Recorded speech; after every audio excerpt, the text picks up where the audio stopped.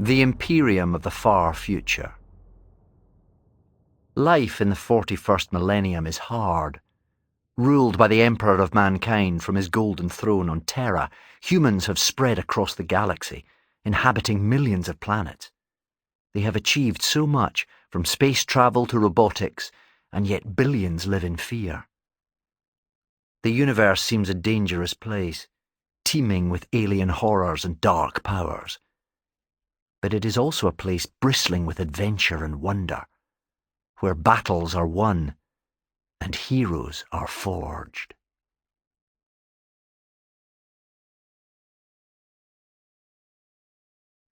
Chapter 1. Intruders. Zelia Lore awoke to the sound of buzzing in her cabin. She groaned. What time was it? Her bunk creaked as she turned over, pulling her thick woolen blanket with her. Surely that couldn't be the alarm already. The shrill drone continued, flitting to and fro near the ceiling. Zelia pulled the blanket over her head, but the noise persisted. Throwing back the covers, she peered up into the gloom. That was no alarm. There was something up there, darting back and forth. "Hello?" Zelia called out, her voice croaking from lack of sleep. She'd been up late last night, helping her mum catalogue artefacts in the ship's cargo bay. A series of high-pitched chirps and whistles came from somewhere near the ceiling. Zelia reached out, feeling for the illuminator switch next to her bunk. Glow globes flickered into life, the tiny invader squealing in surprise as it was bathed in sudden light. Zelia frowned as her eyes focused on her flighty visitor. It was a servo sprite, one of the small winged robots that her mother used on board their planet hopper, the Scriptor. The whimsical little things had been created by her mother's assistant, Meki. They had tiny bronze bodies and spindly limbs with probes and data connectors for fingers and toes. Their heads were long, with wide optical beads for eyes that gave the little automata a constant look of surprise. Mesh wings whirred on the robot's back, producing the strident buzz that had woken Zelia. "What are you doing up there?" Zelia asked, rubbing sleep from her eyes. The servo sprite chattered nervously at itself. If Zelia didn't know better, she would have thought that the thing was agitated, but like all the robots her mother used on their expeditions, servo sprites were just machines. Elise Lore was an explorator, a scholar who travelled the length and breadth of the Imperium excavating technology from years gone by, and who often dreamed of digging up artefacts from the dark age of technology, that period thousands of years ago when machines thought for themselves. Those days were long gone. Like so many things in the 41st millennium, artificial intelligence was a heresy, prohibited by order of the Eternal Emperor himself. While Meki's creations sometimes acted as if they were alive, they were just following their programming. They were tools, nothing more. However, something must have spooked the little automaton for it to squeeze through the gap beneath her cabin door. Gooseflesh crawled over Zelia's skin. Why would a servo sprite hide? Something was wrong. Swinging her legs off the bunk, Zelia gasped as her bare feet touched the cold metal deck. The floors of the Scriptor were supposed to be heated, but like most of the systems on the ramshackle spaceship, the heating hadn't worked properly for months. The planet hopper was old, very old, and its systems often failed faster than Meki could fix them. But for all its glitches, the Scriptor had been Zelia's home since she was born. She knew every creak of the hull, every bleep of the central cogitator. The low thrum of the engines lulled her to sleep every night. They were a comfort, especially during long journeys across the Imperium, rocketing from one dig to another.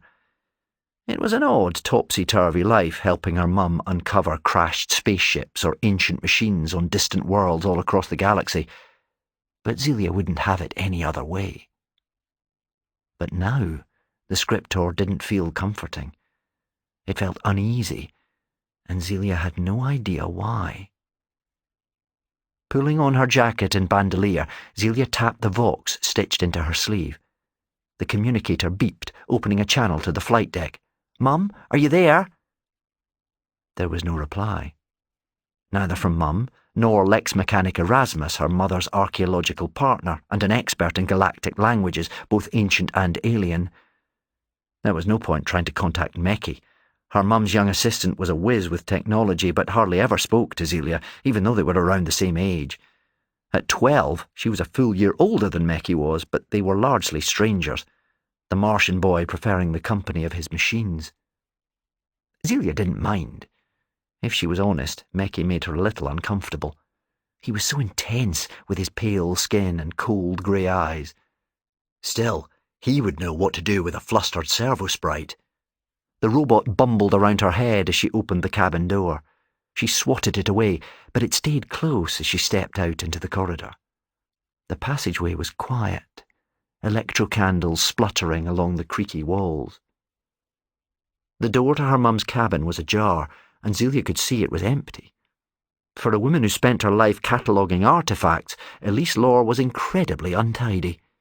Curios from her travels were crammed into nooks and crannies, while towers of textbooks and battered data slates teetered on every available surface. Elise's library was spread throughout the ship, piled high along the narrow gantries. How Mum ever found anything was a mystery, and yet she always seemed to be able to put her finger on any text at a moment's notice. But where was she now? Zelia crept down the corridor, checking Erasmus's cabin, but the elderly scholar was nowhere to be seen. He wasn't in his room or on the mess deck where the Scriptor's crew gathered to eat. Zelia checked the chrono display on her Vox. It was early, barely sunrise. Had Mum and Erasmus gone to the dig already? Zelia jumped at a noise from the back of the ship. Something heavy had been dropped, the deep clang echoing around the planet hopper. That had to have come from the cargo bay, where Elise stored their most valuable discoveries. They had been on this planet, a remote hive world called Targian, for 3 months now, and the hold was brimming with ancient tech.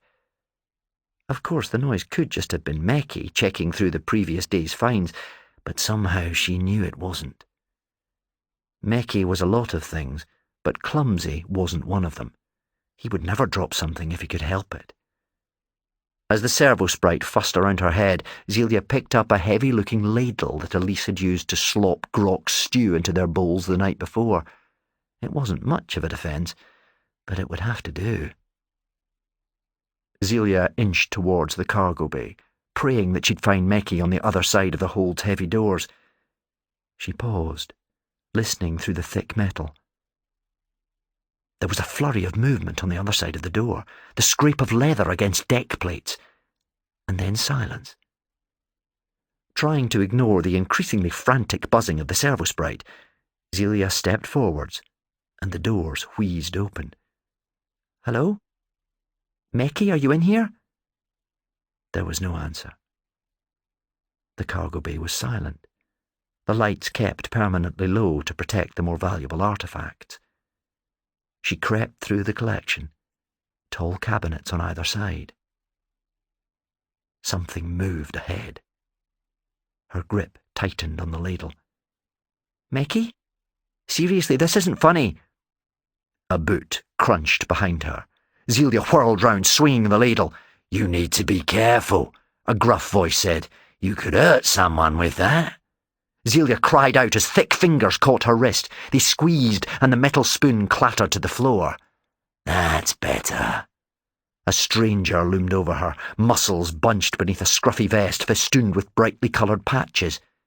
His hair was styled into a lurid green mohawk, a tattoo of a large red cat leaping over his left ear.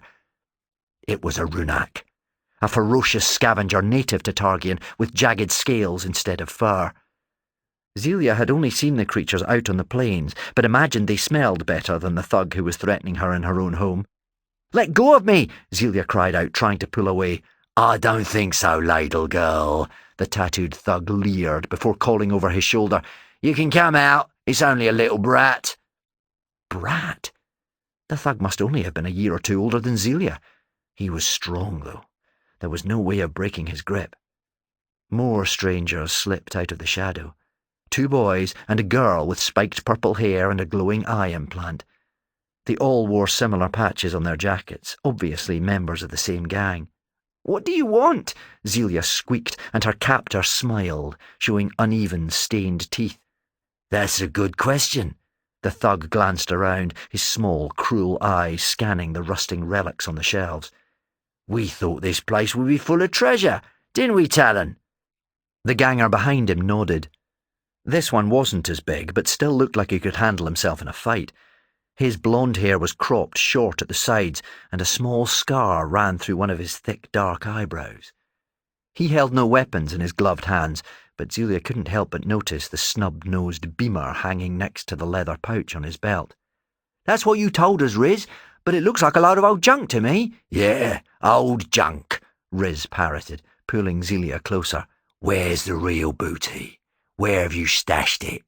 "This is all we have," Zelia told him, glancing down at the hefty weapon Riz held in his free hand. The ganger had fashioned a mace out of a long girder topped with a blunt slab of corroded metal. "You like my spud, Jack, huh?" Riz said, brandishing the makeshift weapon. "I call her Splitter. Do you want to know why?" "I think I can guess," Zelia replied. "'Cause I split skulls with her," he said anyway, as if she were the idiot, not him. "Ain't that right, Talon?" The blonde-haired Juve shifted uncomfortably, glancing nervously at the cargo bay doors. "We should go, Riz. There's nothing here." Riz glared at the younger kid. "Oi! I give the orders, not you." "Then order us to get out of here. We're wasting our time." Riz swung around, nearly pulling Zelia off her feet. "I'll waste you in a minute," he growled, brandishing Splitter menacingly.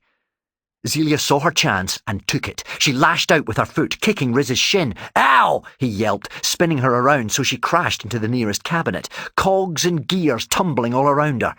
Zelia snatched a length of metal piping from the floor, but a swipe of the spudjacker sent it flying across the cargo bay. "Nice try," Riz sneered above her, "but I'm not going to ask you again. Where's the valuable stuff? Where are you hiding it?" "I told you," she shouted back, gripping her aching fingers. "This is all there is." "Liar!" Riz bellowed, raising the spudjacker high above his head. "Splitter hates liars, and so do I." With a feral roar, he brought the mace crashing down.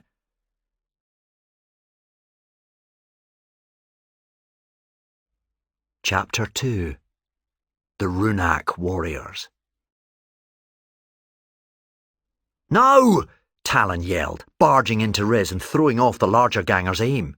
Splitter smashed harmlessly into the deck. "What do you think you're doing?" Riz thundered, swinging the spudjacker at Talon. The blonde-haired boy leapt back, the club narrowly missing him. The next time, he wasn't so lucky. Riz lashed out again with the mace, catching Talon in the side. The boy crashed into a cabinet, the air knocked out of him.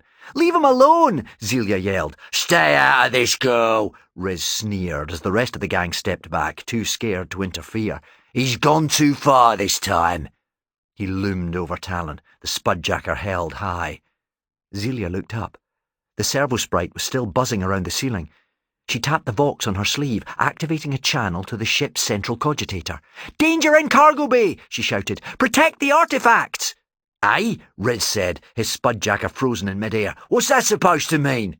"You'll see," said Zelia with a smile, as every servo-sprite Meki had ever constructed swarmed on the cargo and descended on the gangers. "Ah!" Riz screamed as dozens of tiny robots jabbed at him with needle-sharp data connectors. "Get him off me!" He tried to swat them away with Splitter, but only lost his balance, crashing to the floor.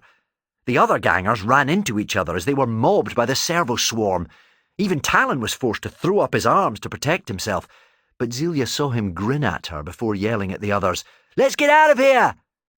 They all ran, Riz included, still swiping at the servo-sprites that yanked painfully at his mohawk. Zelia jumped to her feet as soon as they were gone. She ran to the cogitator terminal next to the doors, activating the ship's pict feed.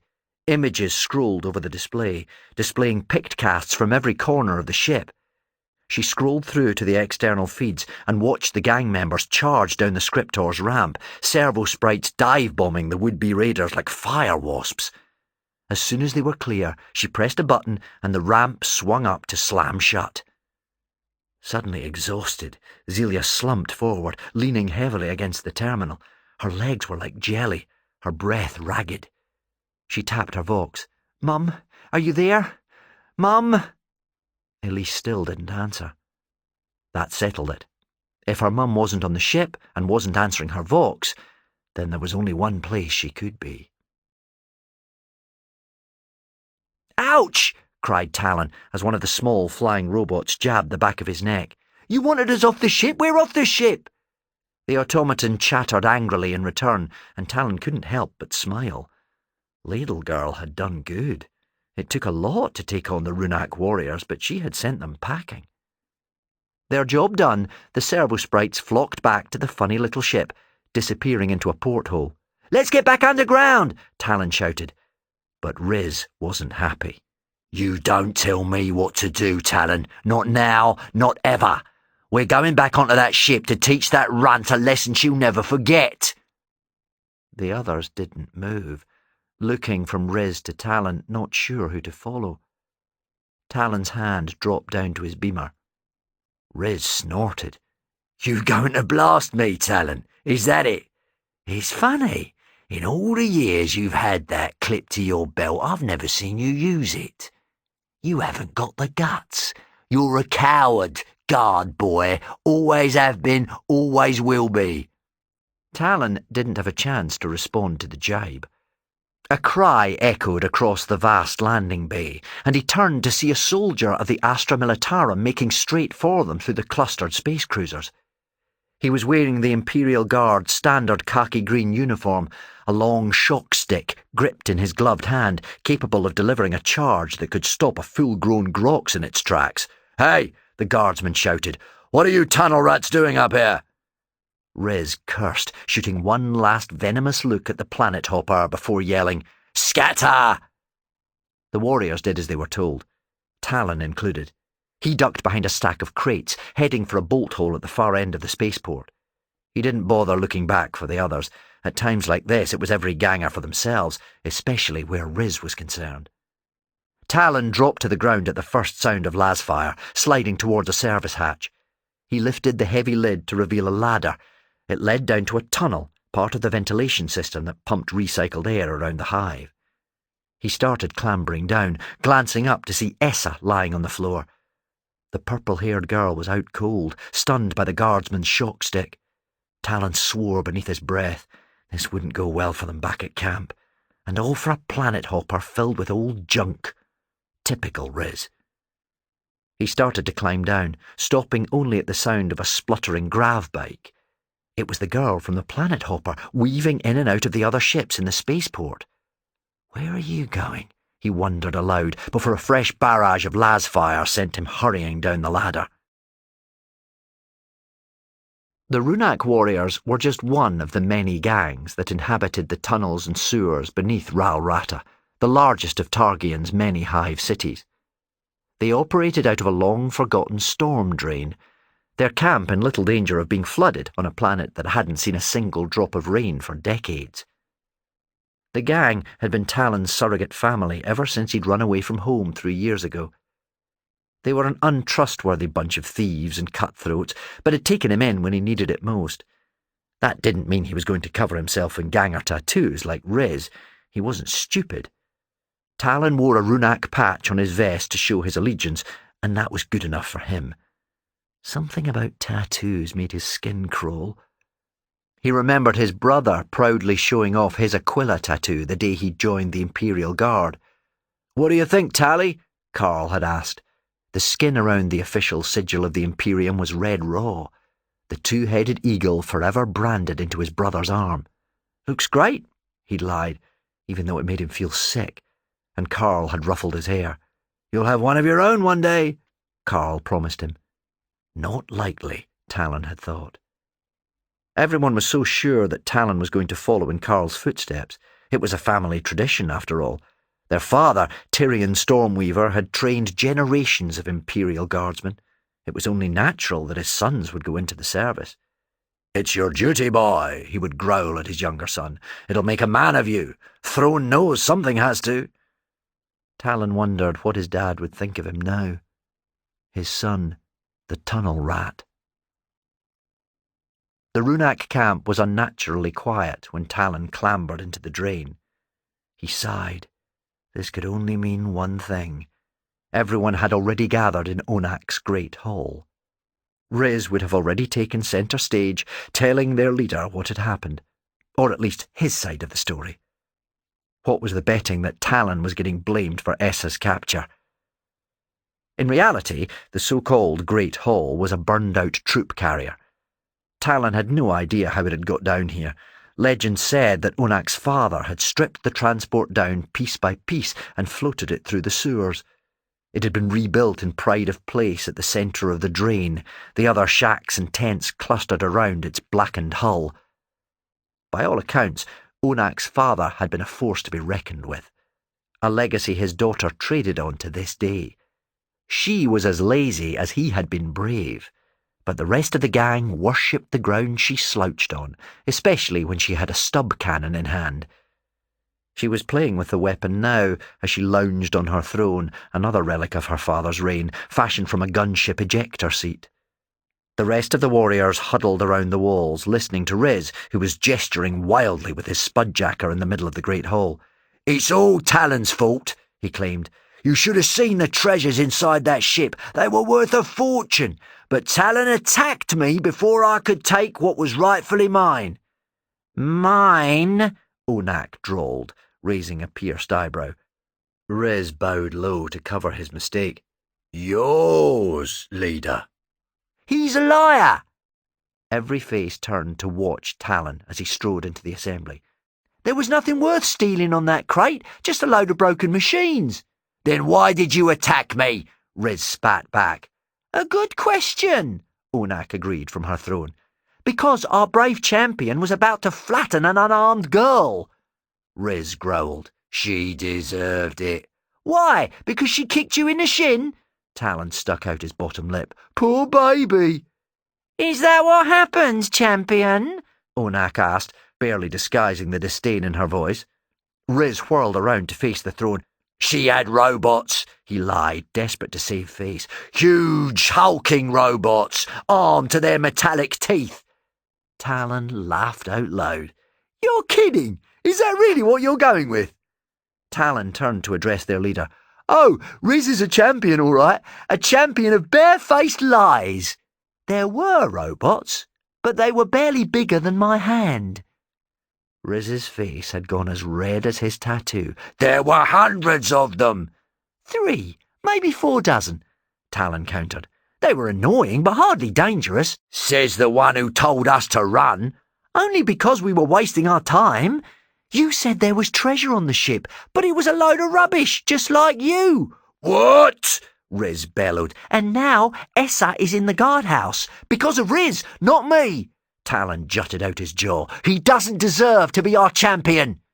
"Take that back," Riz spat, brandishing his spudjacker, "or I'll show you how Splitter got her name." Talon held his ground. "I'd like to see you try." "You're not the only one," Onak said, licking her lips as she sat up in her chair. "Your honour has been questioned, champion. What are you going to do about it?" "I'll kill him!" Riz roared, charging at Talon. A cheer went up from the assembled throng, the warriors always ready to watch a good scrap, but Talon was ready for his opponent. He snatched his beamer from its holster and aimed it straight at Riz. The champion swung Splitter in an arc, easily knocking the beamer from Talon's grip, just as he'd been expecting. Talon shoulder-barged Riz, knocking the champion off his feet. Riz landed on his face, Splitter thudding to the floor. Talon dropped on his rival, fists flying. The reason Riz had never seen Talon use the beamer was that it didn't work. Talon had stolen it from his dad's barracks on the day he'd run away from home. It was a family heirloom, an antique passed down from one generation to the next. It had always been for show. Unlike his fists, Talon was a brawler, whereas Riz was nothing more than a bully. The so-called champion had managed to fool Onak for years, but not anymore. Talon would show the entire gang how much of a coward their champion actually was. He pummeled Riz. But the champion managed to kick up with his boot, catching Talon in the chest. Talon stumbled into the baying crowd and was immediately shoved back towards Riz by at least 3 overexcited onlookers. That was exactly what he wanted. He pretended to tumble forward, dropping into a roll that led him straight to Splitter. He jumped up, the spudjacker now in his hands, and swiped at Riz.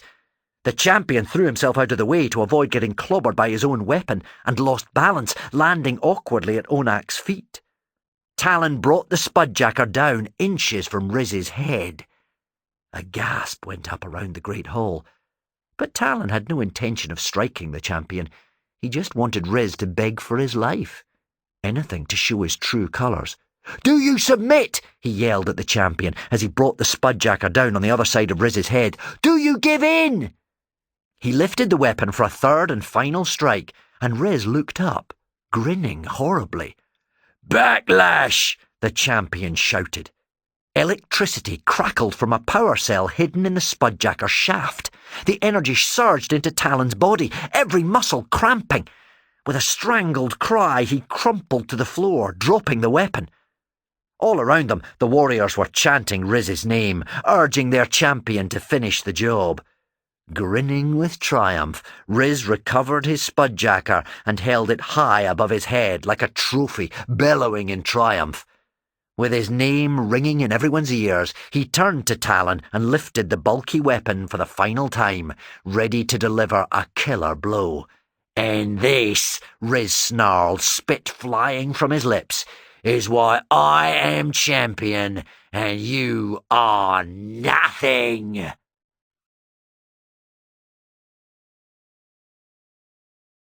Chapter 3. The Siren.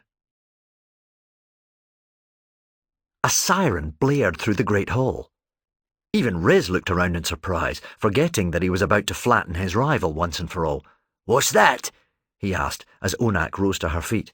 "I don't believe it," the leader said. "It can't be." "Can't be what?" Talon stammered, still barely able to move. He'd heard plenty of alarms in his time, mainly from breaking into the hive's many manufactoria and foundries, but nothing like this. If the other alerts were like the annoying buzzing of flies, this one was like the roar of a lion, so loud, so urgent. "Onak," Riz said, turning to their leader. The colour had drained beneath the tattoos that smothered her face. "I haven't heard that for years," she stammered in reply, "and even then it was a false alarm." "But what does it mean?" Talon asked, struggling back to his feet. Onak met his confused gaze, and Talon saw real fear in her eyes. "Invasion," she said bluntly. "The hive is under attack." Zelia loved getting out of the hive. She had never been one for cities, especially the gigantic towers of the hive worlds, rising like jagged spikes from blighted landscapes all across the Imperium. Nothing about them was natural, from the rich living in luxury in the cloud-drenched spires to the poor scraping an unbearable existence in the squalid depths of the Undercity. She hated the stink of recycled air, and never feeling the heat of the sun against her skin. She had spent so much of her life outdoors, braving the elements on dozens of worlds across the Imperium. Out here, she felt alive. Out here, she felt free. Zelia glanced back at Ral Rata, rising high into the sky behind her. A siren blared out of the hive. What was that? It took 20 minutes or so to reach the dig, her grav bike spluttering as it skimmed over the wasteland. Her mum had set up camp in the shadow of ancient dust-blasted ruins. Dome-shaped tents huddled together, surrounded by crates ready to be transported back to the scriptor. Her mum's skimmer sat near the largest tent, but there was no sign of Elise and the others. Zelia pulled on her brakes, expecting the bike to slow. Instead, its decrepit anti-grav generator backfired, smoke billowing from the suspensors. Zelia cried out as the bike dipped, its nose striking the ground. She was thrown from her seat as the bike pinwheeled through the air. Bike and rider crashed into the dirt at the same time, sending up a plume of dust. "Zelia!" Elise Lore raced from the main tent, making straight for her daughter. "Are you all right?" There was no mistaking that Zelia and Elise were related. They had the same dark skin and mops of unmanageable black hair piled high on their heads. A pale-skinned boy barreled out of the tent behind Elise. "What have you done?" he demanded as he raced over to the smoking grav bike. "No, that's fine, Mecky," Zelia muttered as Elise helped her up. "You just worry about the bike. It's not like I nearly broke my neck or anything." Elise's assistant was already examining the downed vehicle, completely oblivious to Zelia's sarcasm. He was tall and lanky, his long limbs draped in the flowing red robes of his people. Like all Martians, he had a natural affinity for machines and was always tinkering with the archaeotech unearthed by Elise's digs. According to Lex Mechanic Erasmus, the people of Mars worshipped technology itself and communicated with the spirits they believed inhabited all machines. Zelia wasn't sure if she believed in the existence of machine spirits herself, but knew that Mecky preferred the company of gadgets and gizmos to other humans. He even looked a bit like a machine, thanks to the exoframe that helped him move his withered right arm. Mecky had apparently built the bionic cuff himself when he was only 3 years old. As she watched, he pulled open a panel to access the bike's engine and flicked down a number of the magnifying lenses he wore on a band around his head. He went straight to work, assisted by a pair of servo sprites that fetched tools for him from the large pack he wore on his back. "Are you here because of the siren?" Elise asked, checking her daughter for injuries. "No," Zelia said, wincing as her mum brushed a graze on her cheek, "although that is freaky." "Then what are you doing out of bed? I thought you deserved a lie-in after working so hard last night." Zelia told her about the break-in and the gangers in the hold, and Elise's eyes went wide. "What?" She turned and stomped into the main dome, Zelia limping slightly as she tried to keep up. A silver-haired man was hunched over an antique Vox in the corner of the tent, twisting knobs on the side of the dented unit as he tried to find a signal. "Erasmus," Elise began, her anger barely in check, "did you lock the hatch when we left this morning?" The man looked up in puzzlement. "Hatch?" "On the Scriptor. Zelia was attacked by gangers in our own cargo bay." Erasmus got up from the Vox and hurried over. "By the Emperor, are you all right, my dear?" "She's fine," Elise snapped, answering for Zelia. "But you have to be more careful. You know how dangerous the hive can be." The Lex mechanic scratched his cheek, stubble rasping against his fingers. "I truly am sorry. I just wanted to get to the dig." He looked up, distracted by the siren that was still wailing across the wastelands. "I don't like that," he stammered, pointing in the direction of the hive. "Not one bit." He scuttled back to the Vox and grabbed a headset, pressing a Voxcaster to his ear. "I'm trying to find out what's happening back there, but there's a lot of chatter." His face suddenly went as white as his thinning hair. "Erasmus?" Elise asked. He leapt up from the Vox without explaining. "We need to get everything back to the Scriptor, now!" "Why?" Elise asked, following Erasmus outside. "Oh no," he whimpered. "It's already begun." Zelia shielded her eyes against the sun. There were dots on the horizon, moving in quickly. Frowning, she pulled her omniscope from her bandolier and peered through the lens. "They're ships," she said, as the dots swam into focus. "What kind of ships?" Elise asked. "I don't know. I've never seen anything like them." That was true enough. The ships were shaped like crescents, their dark green wings curling forward like the jaws of a nighthawk beetle. Strange sigils glowed green across the ship's sides, as did the cannons that jutted out beneath the cockpits. They were moving at speed, the unnatural howl of their engines competing with the blare of the siren. Zelia tried to zoom in on the nearest fighter. It looked like there was a pilot sitting in the open cockpit, but she couldn't quite make it out. "Identification?" she asked out loud. "Unknown," the scope's inbuilt cogitator replied in a clipped version of her mum's voice. "Let me see," Erasmus said, snatching the scope from her hands. "Hey, careful!" The omniscope had been a present from Elise. Her mum had dug it up on Mania 4 and had Mecky fix the ancient cogitator using her own voice print as a joke. "You can finally order me around, Zelia, if you dare." No one was laughing now. Erasmus let out a whimper as he adjusted the scope, seeing the bizarre craft for himself. "What are they, Erasmus?" Elise asked. "Don't you recognize the sound?" he said, shoving the scope into Elise's hands and rushing back into the tent. "No," Elise said, shaking her head as she looked through the device. "That's not possible. They're extinct." "Extinct?" Zelia asked. "That's what we thought," Erasmus shouted from inside the dome. "But what if we were wrong?" "Mum," Zelia asked, her voice wavering, "what are they?"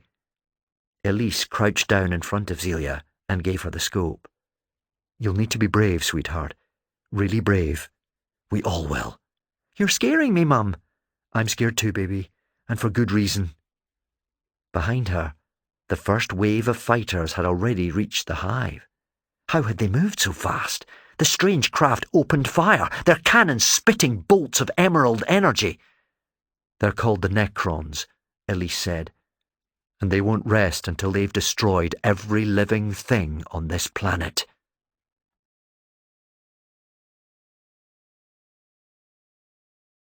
Chapter 4. The Necrons. The strange green energy punched deep into the hive, fire blossoming wherever it struck. It was more like lightning than lasfire, crackling from the Necron cannons. But the invaders weren't just targeting the city. More of the emerald beams were carving deep canyons into the ground beyond the hive, a fog of dust and rubble clouding the horizon. "Grab as much as you can," Elise said, making for the tent. "Meki, how's that grav bike looking?" The Martian boy shook his head. "Their motivators are fused. It's going to take time to repair." "We haven't time," Erasmus said, charging out of the tent, his arms brimming with artifacts. Elise grabbed one of the containers stacked beside the dome.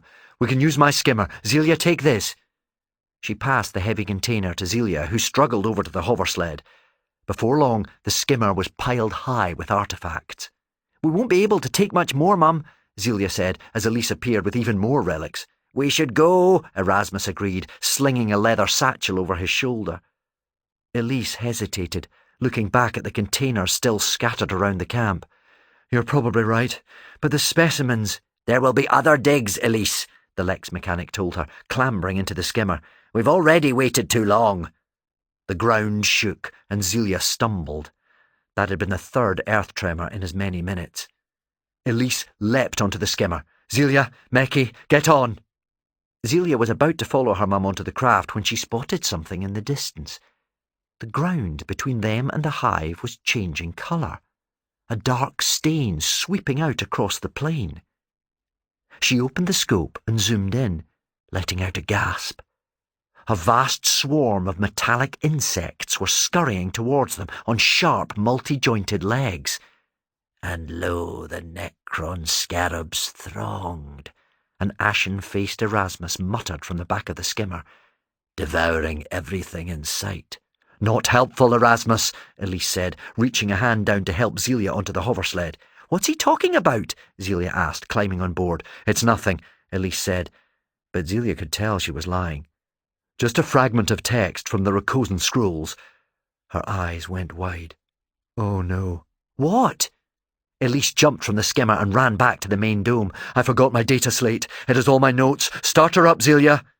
Zelia shuffled over to the driver's seat and started the engine. The skimmer's anti-grav generators whirred, and the hover sled rose unsteadily into the air to hang a metre from the ground. "Mum, come on!" she yelled across the camp. "What is that?" Meki asked, pointing from where he had positioned himself among the tech. Zelia followed his gaze to see hover chariots racing towards them. Each looked like a floating green throne, armed to the teeth with powerful cannons. Metallic figures were hunched over the controls, looking for all the world like mechanical skeletons. "Are those robots?" Zelia asked. "No," Erasmus replied. "Those are the Necrons. They're alive, in a manner of speaking." "But artificial intelligence is prohibited," Meki said. "There's nothing artificial about it," the Lex mechanic replied, before glancing back at the tent. "Where is Elise?" Zelia's mum darted out of the dome, a data slate clasped in her hand. "Sorry, I couldn't leave this behind. The nearest Necron fired, green lightning lancing across the camp to slam into the ancient ruin. Fragments of rock flew everywhere, the shockwave knocking Elise from her feet. "Mum!" Elise scrambled up and vaulted into the seat beside Zelia. "I'm all right. Go, go!" Zelia opened the throttle, expecting the skimmer to shoot forwards. It didn't move. She stamped on the accelerator, but it still didn't respond. "Meki!" Elise yelled. "What's wrong with it?" The Martian leaped from the skimmer and peered into the engine, lenses flicking down in front of his eyes. "There is no power to the forward thrusters," he reported, his voice unwavering. "I can fix it." "Then make it quick!" Erasmus snapped. A blast of Necron energy atomized the main tent. Fragments of canvas settled all around like burning flakes of snow. The Necrons were almost upon them. Their faces were like steel skulls, green eyes glowing malevolently beneath scowling brows. Another bolt of luminous energy crackled towards them, heading straight for the skimmer. "Everyone out!" Zelia screamed. But it was already too late.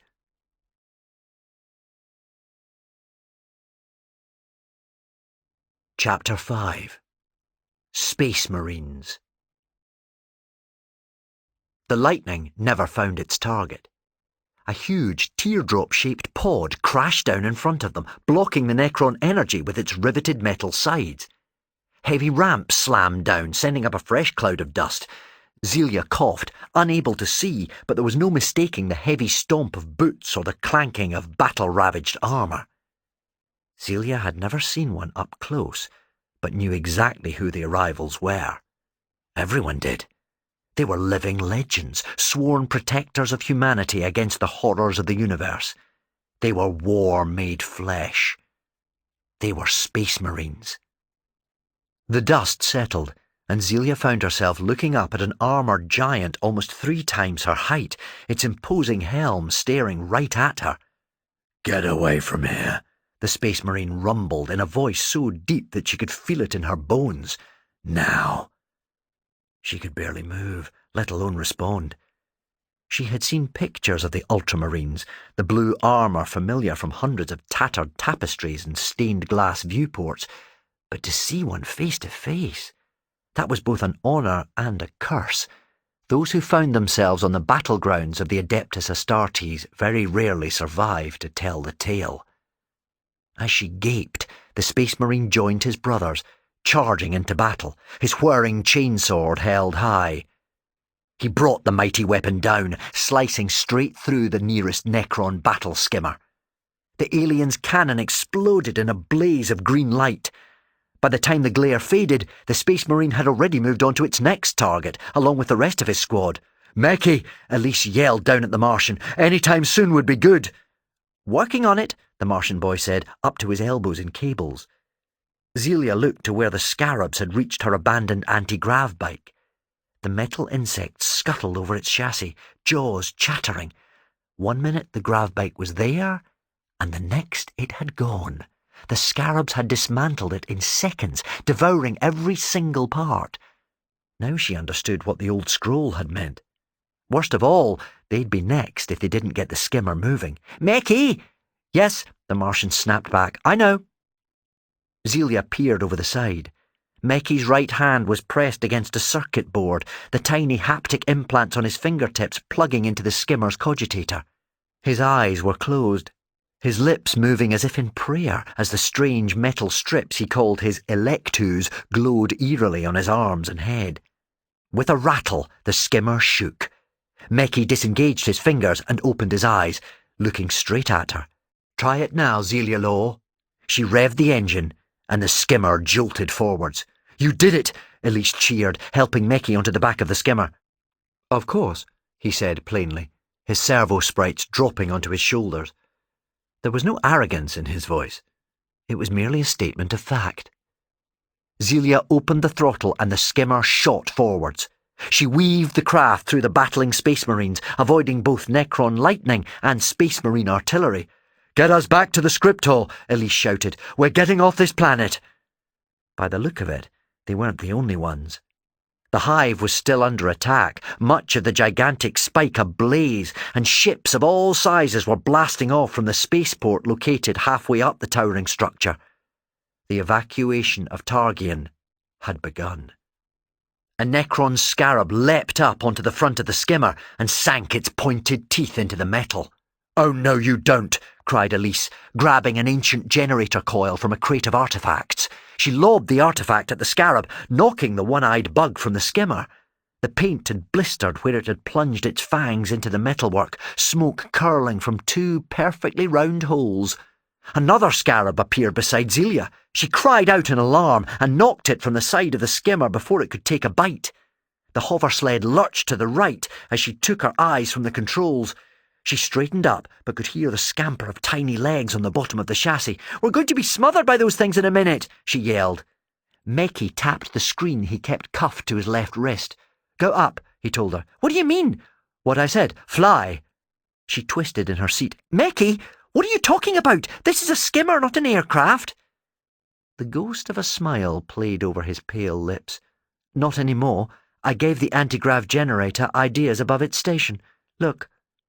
Leaning across, he grabbed the controls. "Hey!" Mecky pulled back sharply on the steering wheel, and the skimmer soared into the sky. Unwilling to give up on their prize, some of the scarabs took to the air, razor-sharp wings sprouting from their glistening exoskeletons, but the skimmer was moving too fast, even for them. Zelia laughed out loud. Mecky was a bit weird, but he was also brilliant. "We will not be able to stay up here for long," he told her gravely, "but the power cell should last until we get back to the script hall." The skimmer suddenly dipped, dropping like a stone, before levelling out again. "You sure about that?" she gasped. "It's not the skimmer," Erasmus cried out as the Necron crawled onto the back of the hover sled. The gruesome skeleton grabbed Erasmus's satchel strap and pulled, trying to yank the Lex mechanic out of the skimmer. "Help me!" Mecky leant over, attempting to pry the alien's fingers from the bag while the servo sprites dive-bombed the skull-faced attacker. "It won't let go," Erasmus wailed. "Hang on," Zelia said. She had problems of her own. One of the crescent-shaped fighters had spotted them and was swooping down to intercept. Zelia swerved as the gunship fired, the crackling energy missing them by inches. The Necron fighter threw itself into a tight turn, coming around for a fresh attack. Zelia gunned the engine, but would never be able to outrun the alien ship. Its Necron pilot locked onto her and prepared to fire, before exploding into a ball of flaming shrapnel. Zelia looked up to see an Aquila shining bright on the nose of a thundering blue aircraft. Bristling with missile launchers and plasma cannons, the heavily armoured fighter was chunky and compact. It looked far too heavy for its hooked wings, each emblazoned with the silver U-shaped insignia that the Ultramarines wore on their shoulder pads. And yet, despite its obvious heft, the gunship turned and twisted in the air with ease, the Space Marine at the controls already targeting another Necron ship. Behind her, Erasmus screamed. The Necron nearly had him out of the skimmer. "Just let go of the bag," Elise shouted. "No," Erasmus said. "I can't." Zelia looked up and saw the Space Marine throw his gunship into a barrel roll, corkscrewing through the air. Suddenly, she knew what to do. "Hold on to something," she barked. "Why?" Elise asked. "Just do it." Zelia jerked the controls to the right. The skimmer went into a spin, its cargo of ancient artifacts spraying out like sparks from the whirling firecrackers that her mother launched each and every Ascension Day. The relics tumbled to the ground, where they were instantly devoured by the sea of scarabs below. Mecky grabbed hold of Erasmus as the Necron lost its grip and plunged to the ground with them. Wrestling with the controls, Zelia levelled out the now empty skimmer. "Is everyone all right?"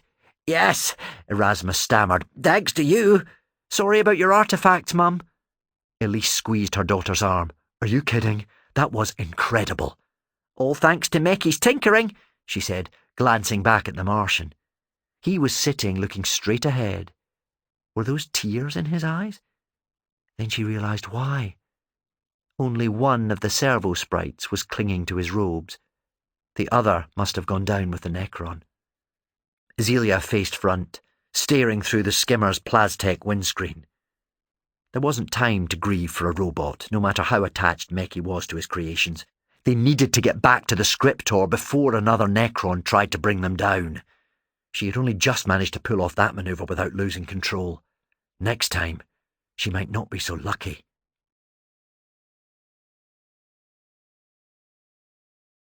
Chapter 6. Into Battle. Talon felt as if he knew every inch of the tunnels beneath Ralrata. That was impossible, of course. The world beneath the city was nearly as big as the one above, but it had been his home for the last 3 years. He had fallen in with the Runak warriors within weeks of running away from home. It was impossible to survive in the Underhive without joining a gang. He didn't like everything about the warriors, Riz included, but they'd kept him safe. Up to now. "Keep moving," Riz hissed behind him. They were scrambling along a ventilation shaft on their hands and knees, splashing through Throne knew what. Talon had never been so glad for the pads he wore around his knees. He didn't want to think what lurked in the stagnant water that pooled in the pipes which snaked through the hive at all levels. "What do you think I'm doing?" he snapped back, tempted to slip and accidentally boot Riz in his stupid tattooed face. There was another explosion above them. Dust tumbled from cracks in the pipe. They had travelled back up to the middle section of the tower using an abandoned maintenance lift that the warriors used to reach the spaceport, and with it the rich pickings of the starfarers who used the dock.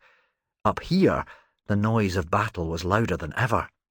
"Who do you think it is?" Riz stammered. His voice was smaller than usual. Talon didn't hesitate with his reply. "Xenos." "Aliens?" Riz squeaked. "Are you sure? What else would it be?" Talon had heard about aliens all his life. His dad didn't believe in telling kids fairy stories.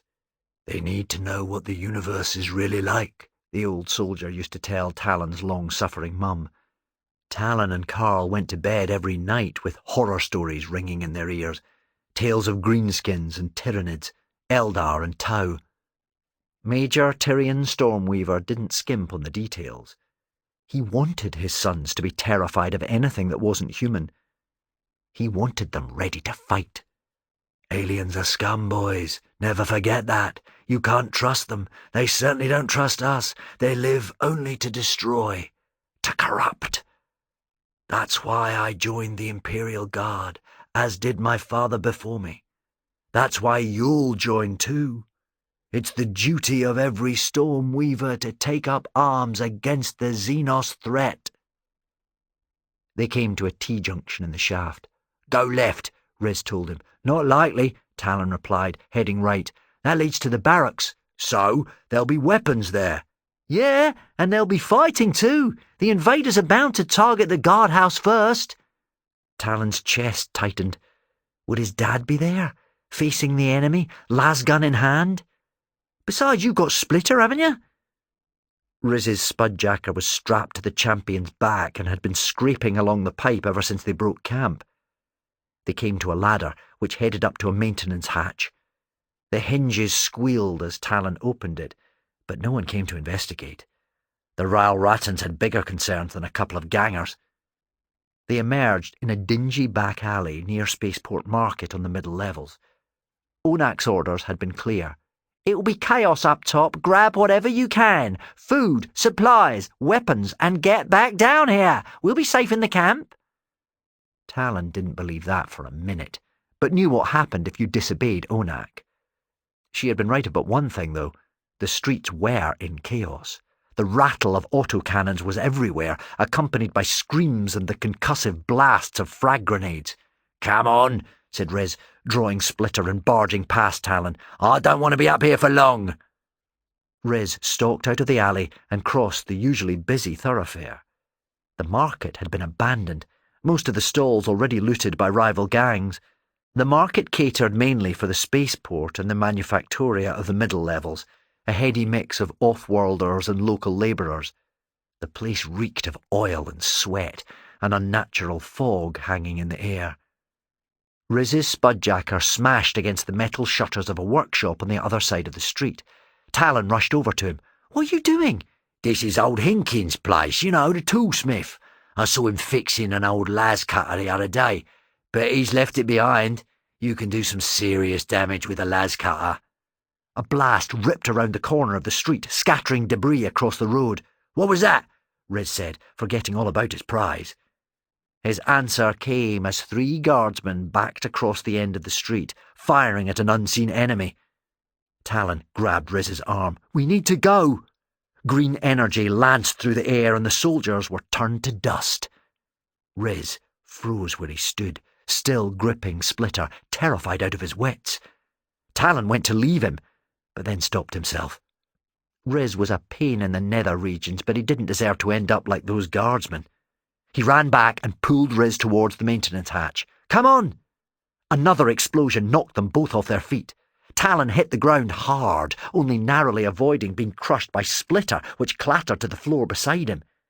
He looked up, ears ringing, and saw 3 figures stalking through the dust and smoke. They walked with hunched shoulders, their skeletal limbs clanking as they advanced on their enemy.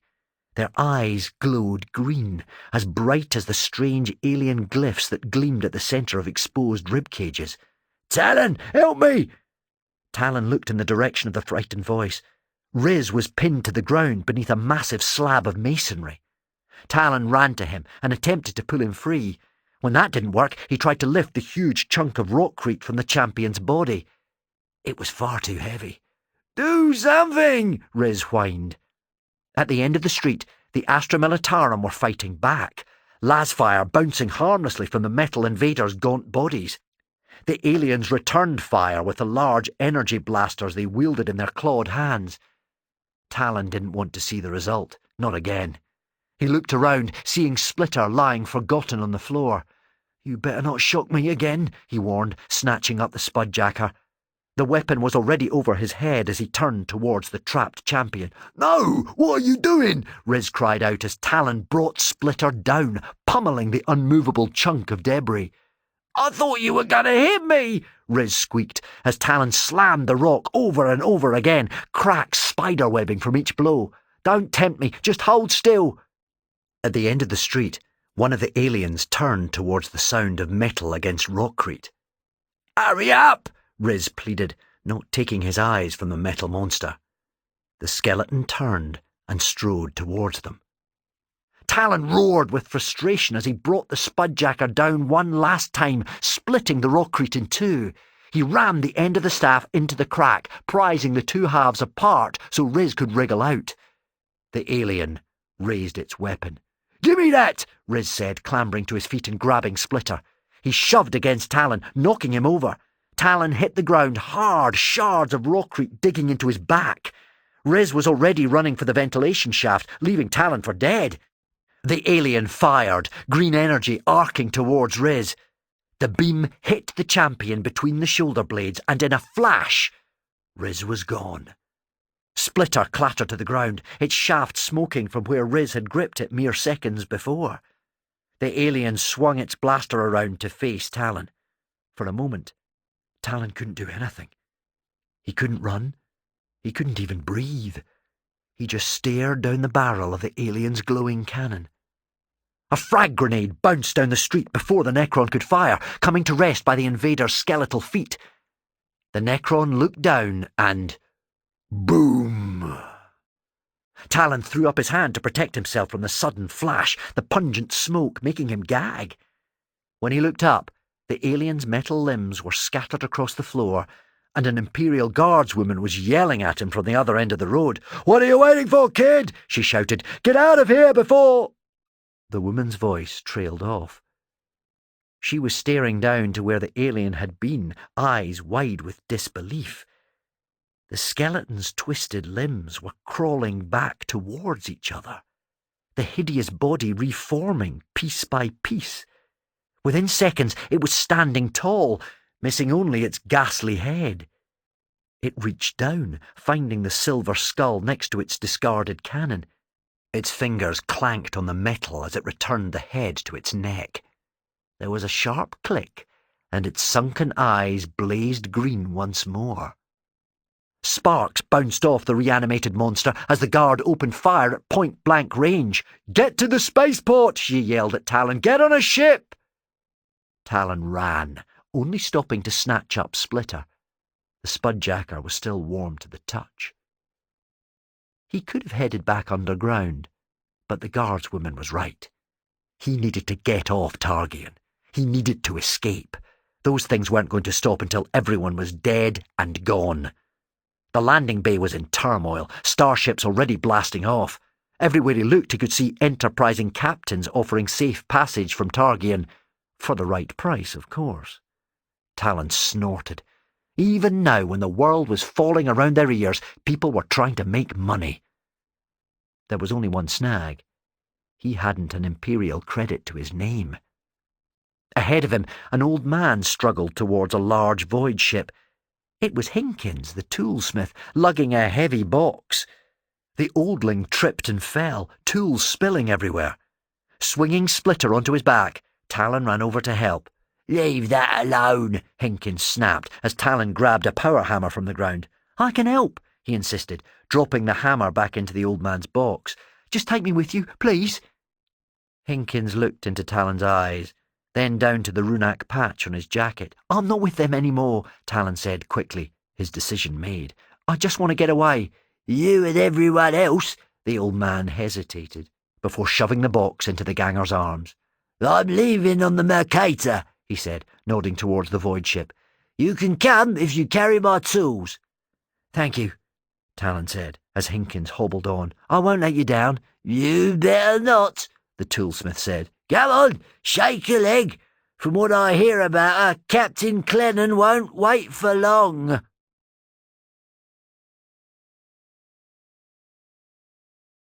Chapter 7. Escape. "Going down!" Zelia screamed as the skimmer's engine finally died. The hover sled plunged into a nosedive and carved a path through the scarabs that had crawled up the walls of the hive to scurry into the spaceport. "Out!" Elise barked as the Necron scavengers overran the downed skimmer. Zelia threw herself from the doomed hover sled and had to dodge the las beams of guardsmen trying to blast as many of the metallic beetles as they could. "Are you all right?" Elise asked as the soldiers herded them towards the landing bays. Zelia nodded, catching her breath. "Just need to work on my landings." "We're never going to make it to the Scriptor," Erasmus said, still clutching his satchel. The Lex mechanic had a point. Zelia had never seen such turmoil. People were trampling over each other to get to the ships, their cries drowned out by the engines of dozens of star cruisers trying to take off at once. Above them, two shuttles collided in mid-air, crashing back to the ground as would-be evacuees jumped out of the way of the burning wrecks. Elise grabbed Zelia's hand and dragged her through the crowd, Meki and Erasmus following close behind. No one was looking where they were going. Zelia lost grip of her mum's hand and was about to shout after her when screams broke out on the other side of the spaceport near the market, as one of the heaving mass of people turned and ran. A short, stubby man with bare, hairy feet barged into Zelia, knocking her to the floor. She screamed, curling into a ball to stop herself being crushed. Hands grabbed her, pulling her up. It was Meki, his remaining servo-sprite buzzing above the stampeding crowd. "Why are people running?" she asked, and then heard the telltale sound of crackling lightning. She twisted around to see a line of Necrons advancing on the dock. The last remnants of the Imperial Guard were moving to intercept, but their las rifles were no match for the Necrons' cannons. Zelia ducked as a shuttle took off right over her, its boarding ramp only narrowly missing her head. Every ship in the spaceport was fleeing now. Most made it, but others were struck by Necron energy and sent spinning back to the ground. Others didn't even manage to take off, their hulls dismantled by Necron scarabs before their rockets could fire. "Mum!" Zelia yelled, looking around. "Where are you?" "Zelia!" came the reply as Elise was swept away by the crowd. There was no way they could get to her. "Erasmus!" Elise shouted, barely able to make herself heard. "Get the kids onto a ship. Any ship. Just get them away from here." "What about you?" Zelia yelled back. "I'll get to the Scriptor and—" The rest of her sentence was lost in the clamour of the dock. Zelia pushed against the crowd, but Elise was nowhere to be seen. "Mum? Mum!" Erasmus grabbed her arm and bundled her forward. "Wait! What are you doing? We can't leave her!" The Lex mechanic looked her straight in the eye. "Your mum will be fine. She's a survivor, but she's right. We'll never make it to the Scriptor." "Then where shall we go?" Meki asked. Erasmus pointed to a large void ship that was preparing to depart. "The Mercator. I know her captain. She'll let us on board." "Are you sure?" Zelia asked. Erasmus tapped the leather purse hanging from his belt. "If she doesn't, I've enough credits to persuade her. Let's go." That was easier said than done, as they fought against the tide of spacefarers, all desperate to make their own escape. The servo-sprite led the way, flying high above the heads of the crowd, but by the time they reached the Mercator, its cargo doors were closing. "Quick, get on!" Erasmus yelled, propelling Zelia and Meki through the closing doors. The void ship rose into the air, and Erasmus leapt, hanging from the bottom of the hatch. He dangled in the air as the Mercator swept out of the spaceport. Zelia and Meki grabbed his arms and pulled him aboard with seconds to spare. The cargo doors slid shut, all three of them tumbling to the deck. "Thank you," he wheezed, trying to get up as the ship was struck by Necron lightning. He tumbled back to the floor, clutching his satchel to his chest. The Mercator shook, but flew on, seemingly unscathed. Zelia helped Erasmus up, looking around for a viewport. "I need to see if Mum took off." "Let's find the captain," Erasmus said, leading them through the crowd. "Perhaps she'll be able to contact the scriptor." They found a stairwell and climbed up to an observation deck. Like the cargo bay, the place was packed, a throng of warm, sticky bodies pressing in from all sides. Zelia pushed forward, sharp elbows jabbing into her as everyone competed for too little space. She didn't know what was more deafening, the relentless bellow of the engines or the frantic jabbering of the frightened refugees. They hadn't even left Targian's atmosphere and the arguments were breaking out.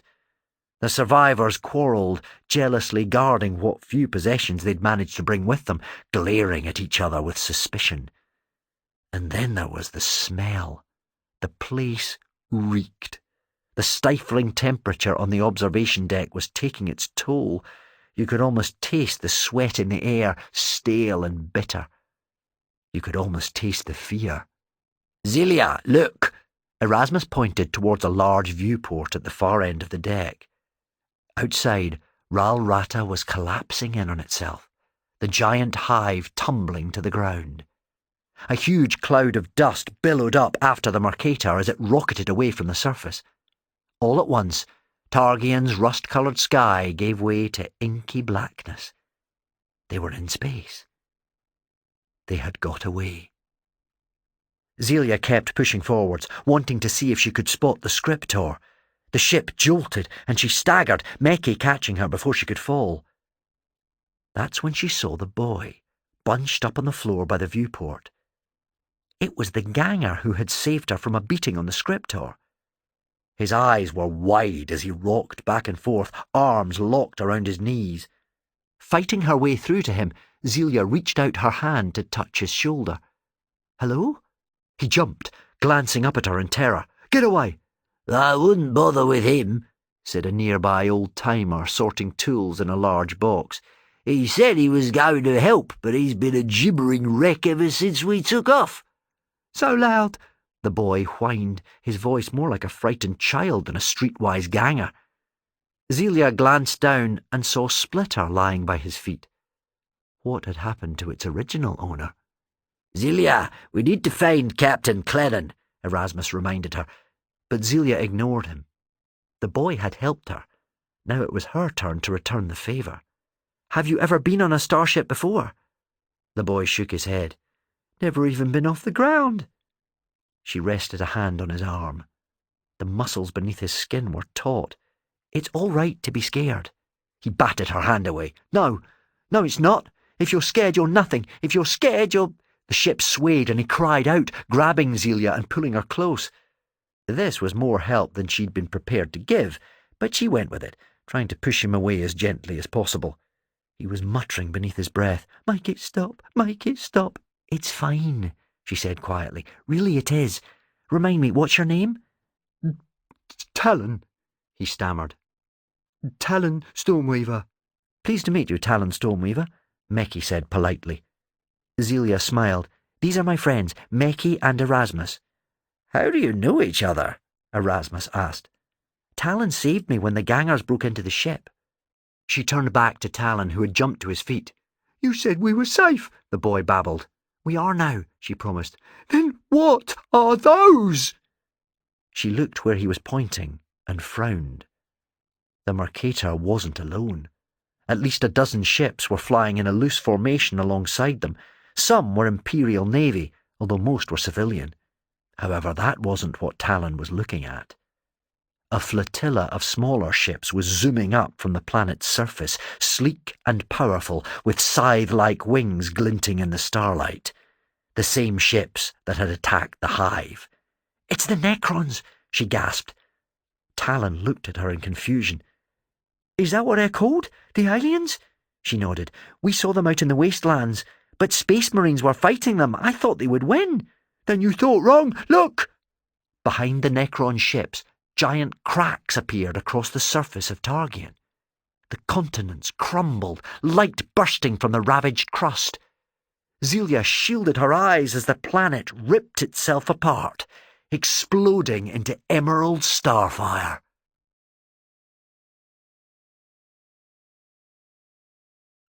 Chapter 8. Warp Space. The ship shook as planetary debris buffeted the hull, striking hard against the armor-glass viewport. Zelia lurched into Talon, who grabbed her arms to stop her tumbling to the floor. "Did they do that?" "The entire planet," Erasmus whispered. "Gone." The Necron ships kept coming, chasing down the evacuees. Energy lanced from beneath their wings, and a battered freighter at the rear of the escaping convoy burst into flames. The Necrons didn't even stop, screeching through the wreckage to find another target. The refugees pressed against the viewports as the Necrons tore through one ship after another. How long before those crackling guns turned on the Mercator? "Hey, what are you doing with that?" It was the old man shouting at Meki. The Martian boy had a Vox unit in his hands and was probing the device with the haptic implants on his fingers. "Give it back!" the toolsmith demanded, only to find himself having to fight off an angry servo-sprite. "It's mine!" "Here," said Erasmus, shoving a handful of copper coins into the toolsmith's hands. "We'll buy it from you. Is that enough?" "It'll do," the old man grumbled, counting out the credits in his palm. The Martian boy thrust the Vox into Zelia's hands. She looked at Meki in confusion, before she heard a familiar voice issuing from the speaker. Zelia, can you hear me?" Mum, are you all right?" Elise's voice was distorted by static. "I can't hear you." The signal failed, but Meki reached over and flicked a dial on the side of the Vox. Elise was back, faint but recognisable. "On the Scriptor. Managed to take off before the planet exploded. If I can't find you, meet at Emperor's Seat. Do you hear me, Zelia? Emperor's Seat." A cry went up behind them. Zelia turned to see a Necron ship right behind them, larger than the rest. Cannons bristled along its wings, their barrels throbbing with the energy that would rip into them at any second. "Mum!" Zelia yelled into the Vox. "I don't know what you mean. What's the Emperor's Seat?" The Necron warship prepared to fire, the refugees racing from the viewports as if they could somehow outrun the deadly beams. "Mum!" Behind them, heavy shutters slammed down over the viewports, blocking the view of the attacking ship. Zelia felt her stomach flip. That could only mean one thing. "What's going on?" Talon cried out, looking around in alarm. "We've gone into warp space," Zelia told him, willing her guts to stop churning. "I don't know what that means," Talon admitted. "It's a shortcut through another dimension," Erasmus explained. "Another dimension?" "That allows you to cross vast distances in a fraction of the time, yes," said Erasmus. The void ship shuddered. "Some journeys are more turbulent than others." "What's with the shutters?" Talon said, pressing his hand against the armour glass. "Why can't we see outside?" "To look upon the warp is to go mad," Meki intoned in his soft, monotonous voice. "What's that supposed to mean?" "It means that some things are best left a mystery," Zelia told him. "I've no idea what warp space looks like, but if you believe the stories, it's a living nightmare." Talon gripped his stomach and leaned against the wall. "I don't feel well." "Just hope it isn't warp sickness," snorted the old toolsmith, still glaring at them. "What's warp sickness?" Talon asked, sweat beading his brow. "Your head turns inside out," Meki told him, "and your body becomes a puddle on the floor." "Meki!" Zelia scolded him. He did ask, the Martian pointed out. "They're just stories," Zelia told him. "I've travelled all over the Imperium and I've never heard of anyone becoming a puddle." "Doesn't mean the stories aren't true," sneered the toolsmith. How come you've travelled? Talon asked, turning his back on the old man. We're archaeotechs, Erasmus told him. We travel from place to place digging up the past. Why? The question seemed to flummox the Lex mechanic. Why? To learn, of course, to understand. Talon looked as if the very idea were as alien as the Necrons. And that was your mum, on the Vox? Zelia nodded, looking mournfully at the communicator. Can't you get her back? Not while we're in the warp. The ship juddered and then bucked violently, the shutters sliding up to reveal a very different starfield. We're not, Erasmus observed. Not anymore. What happened? Asked Talon. Meki found a cogitator port in the wall and inserted a haptic implant. We were thrown back into the materium. Talon looked like he was about to punch someone in frustration. The what? Don't any of you speak normally? We've dropped back into real space, Zelia said, checking the Vox. It happens, but it's never good. We're just lucky that the ship is still in one piece. And that we've escaped the Necrons, Erasmus added. How do you know? Can't they warp out, or whatever you call it? Zelia shrugged. To be honest, I don't know. I think only humans use warp space. You think? I thought you were the one who travelled from one end of the galaxy to the other. Erasmus cut in. Even if that were possible, which it isn't, by the way, there's much about aliens that we just don't know. Not yet, anyway. Until you dig something out of the ground? The Lex mechanic beamed at the ganger, as if Talon were his favourite pupil. Exactly. Until then, the Emperor will protect us. Yeah, Talon sighed sarcastically, because he's doing such a great job so far. Shh, Meki hissed. Someone will hear. So? The Martian looked appalled. To speak against the Emperor is heresy. He is our Lord and Protector. Yeah, well, I bet he's never had to crawl through a sewer to escape an ambush. 3 years I survived beneath the hive, and no one protected me. I had to look after myself. Meki looked confused, as if Talon's statement didn't quite compute. You were a member of a gang. Talon bristled. What of it? The Martian arched an eyebrow. Then you had protection from your compatriots. Talon shoved the Martian away. You talk like an oldling. Trust me, you still needed to watch your own back, especially in a gang like the Warriors. We were all alone one way or another. Erasmus was peering quizzically at the lad. You no longer class yourself one of these warriors, then? What? You needed to watch your back. Past tense, you've left them behind. Talon opened up his arms as if to show Erasmus the crowded deck for the first time. I don't see them here, do you? Scowling, he bent down and snatched up the spudjacker. Zelia wasn't really listening to the conversation. Instead, she was pressing buttons on the Vox.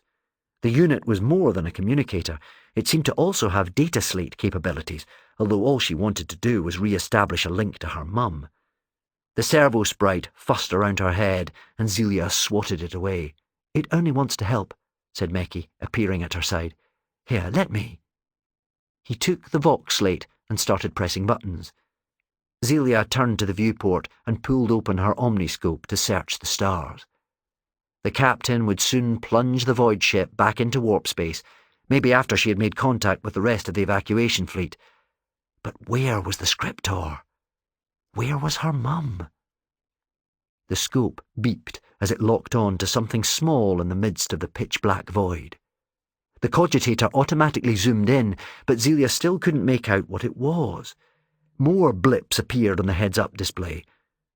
Cold dread crept into the pit of her stomach. Beside her, the Vox slate crackled. A voice hissed from the speakers, but it wasn't her mum. Targian fleet, come in, please. That's Captain Clennon, Erasmus said. I appear to have picked up a transmission from the Mercator's flight deck, Meki reported. The voice was bordering on the hysterical. We've been thrown out of the immaterium. My navigator incapacitated. Please give position. Xenos approaching. Repeat, Xenos approaching. Approaching? Talon echoed. What does she mean, Xenos approaching? Zelia's mouth was dry when she answered. The Necrons. They found us. What? Erasmus grabbed the omniscope, pulling it from her grip. But that's impossible. We must be light years from Targian. Then the Necrons must be capable of faster-than-light travel, Meki said, matter-of-factly. How can you be so calm? Talon snapped. Meki just stared at him. Becoming emotional will not help our situation, Talon Stormweaver. Tell that to everyone else, Zelia said. Panic had set in on the observation deck, the refugees staring at the advancing fighters in dismay. Some were openly sobbing, while others were gathering up their pitiful belongings as if they had somewhere to run. Even the old toolsmith was pushing through the crowd, wanting to get away from the windows, abandoning all his prized possessions. Why have they followed us? Zelia asked. Why are they hunting us down? Erasmus looked as though he was going to answer as the ship shuddered violently. The lead Necron ship had fired, green energy flaring around the viewports. A crack appeared in front of Zelia. She watched in strange fascination as tiny fractures started to spread out across the armour glass. How long would it be before the entire window shattered? Captain Clennan's voice crackled from the voxlate. Under attack! Attempting to jump into the warp! It's fine, she's going to get us away, Zelia said. But Erasmus grabbed her arm. No, we can't take that risk. Another bolt struck the ship. We need to get to an escape pod. But we'd be thrown out into space, Talon said, swallowing. We'll be alive, the Lex mechanic told him, unless you want to stay here. We are more likely to find an escape pod capable of taking 3 of us, Meki pointed out, trying not to be cruel but simply stating facts. No, Zelia insisted. We stick together. Talon comes with us, if he wants to, that is. Talon gripped Splitter with both hands. I've nowhere else to go. That settles it then, Erasmus said, giving Zelia her omniscope. Come on. Unfortunately, everyone else had had the same idea. The refugees rushed for the escape pods, scrapping with each other as they tried to scramble into the small lifecraft. Here! Erasmus shouted, pulling open a hatch so the children could enter an empty pod. But before Zelia could clamber into the cramped compartment, a hairy hand grabbed her shoulder, pulling her back. My pod, insisted the giant that had all but thrown her into Meki. It was an Ogryn, a wall of solid muscle with little in the way of brains. Ogryns had evolved on colonies with harsh environments and high gravity. The Imperial Guard often used the brutes as shock troops, but judging by this one's appearance, he hadn't seen service for quite some time. He was missing an arm, and his belly had long since given way to blubber. Back off, Plank, Talon said, stepping up to the hulking lout. This is our pod. We were here first. And I am bigger than you, the Ogryn grunted. So I say it's mine. We'll see about that, Talon said, brandishing Splitter. Talon, don't, Zelia told him, before he could get into any more trouble. The Ogryn's thick lips split into an ugly grin. It wasn't a pretty sight. Nice jacker. I'll take that too. The Ogryn ripped Splitter from Talon's grip. Give that back, or you'll be sorry, Talon warned. Oh, yeah? The Ogryn said, testing the Spudjacker's weight. Yeah, Talon replied. Backlash! The Ogryn howled as the booby trap was triggered. He crumpled into a heap, electricity surging over his body. Get in, Talon told them. What about your weapon? Erasmus asked as he clambered in through the airlock. Leave it. Doesn't look like there'll be enough space anyway. He was right. The pod was tiny. They barely all fit as they crushed together on the metal benches that lined the escape pod. Meki plunged his haptic implants into the pod's cogitator, trying to access the launch sequence, his servo sprite flitting around his head. There was a growl, and the Ogryn appeared at the airlock, screaming, My pod! Shut the door! Zelia cried out as the giant tried to push his way in. I cannot, Meki said. The abhuman is standing in the way. I don't believe this, said Talon, undoing the restraining harness he'd already secured across his chest. Grabbing the rail that ran along the low ceiling, he swung forward, his boots thudding into the Ogryn's chest. To everyone's surprise, including Talon, the brute shot back as if fired out of a cannon. There was a beep from the cogitator, and the airlock slammed shut, hissing as it sealed. Wow, Zelia said, genuinely impressed. Talon shrugged as if such things happened all the time. Don't know my own strength sometimes. Strap yourself in, Erasmus said as the ship shook. Through the Vox, they heard the captain giving the order to jump back into the Immaterium. We need to launch before they enter the warp, Erasmus said. Otherwise what? Talon asked, snapping his belt back in place. Remember what Meki said. Anyone exposed to the warp goes insane, or worse. Talon's voice pitched up another octave. What do you mean, worse? What's worse than going mad? To be perfectly honest, I don't know, the Lex mechanic admitted, and I don't want to find out. Meki? Almost there, Meki said, concentrating on the cogitator. Almost isn't good enough, Zelia snapped. The captain was counting down to the jump on the Vox, the ship coming under wave after wave of Necron fire. 5, 4, 3, Meki, 2, now, barked the Martian. There was a clunk, and the escape pod ejected itself into the void at the exact moment the Mercator shot into warp space. Zelia cried out, but her scream was lost in the roar of the void ship's engines. The pod's glow globes strobed, the walls rattling as they were jettisoned. Had the Mercator already leapt into the immaterium? Had they been flung into the nightmarish dimensions of the warp? Something hard struck Zelia's head, starlight bursting across her vision. And then there was darkness.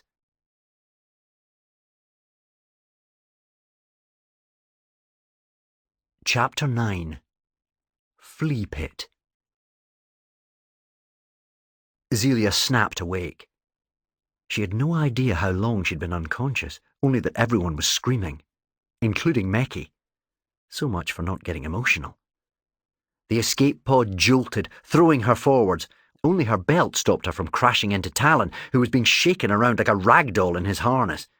They'd hit something hard. The pod bounced and rolled, turning them over and over. With one final jarring kick, they came to an abrupt stop, more or less the right way up. Is everyone all right? She gasped. Ask me when my head stops spinning, Talon groaned. Meki didn't complain. He was already checking the pod's sensors, trying to work out where they had landed.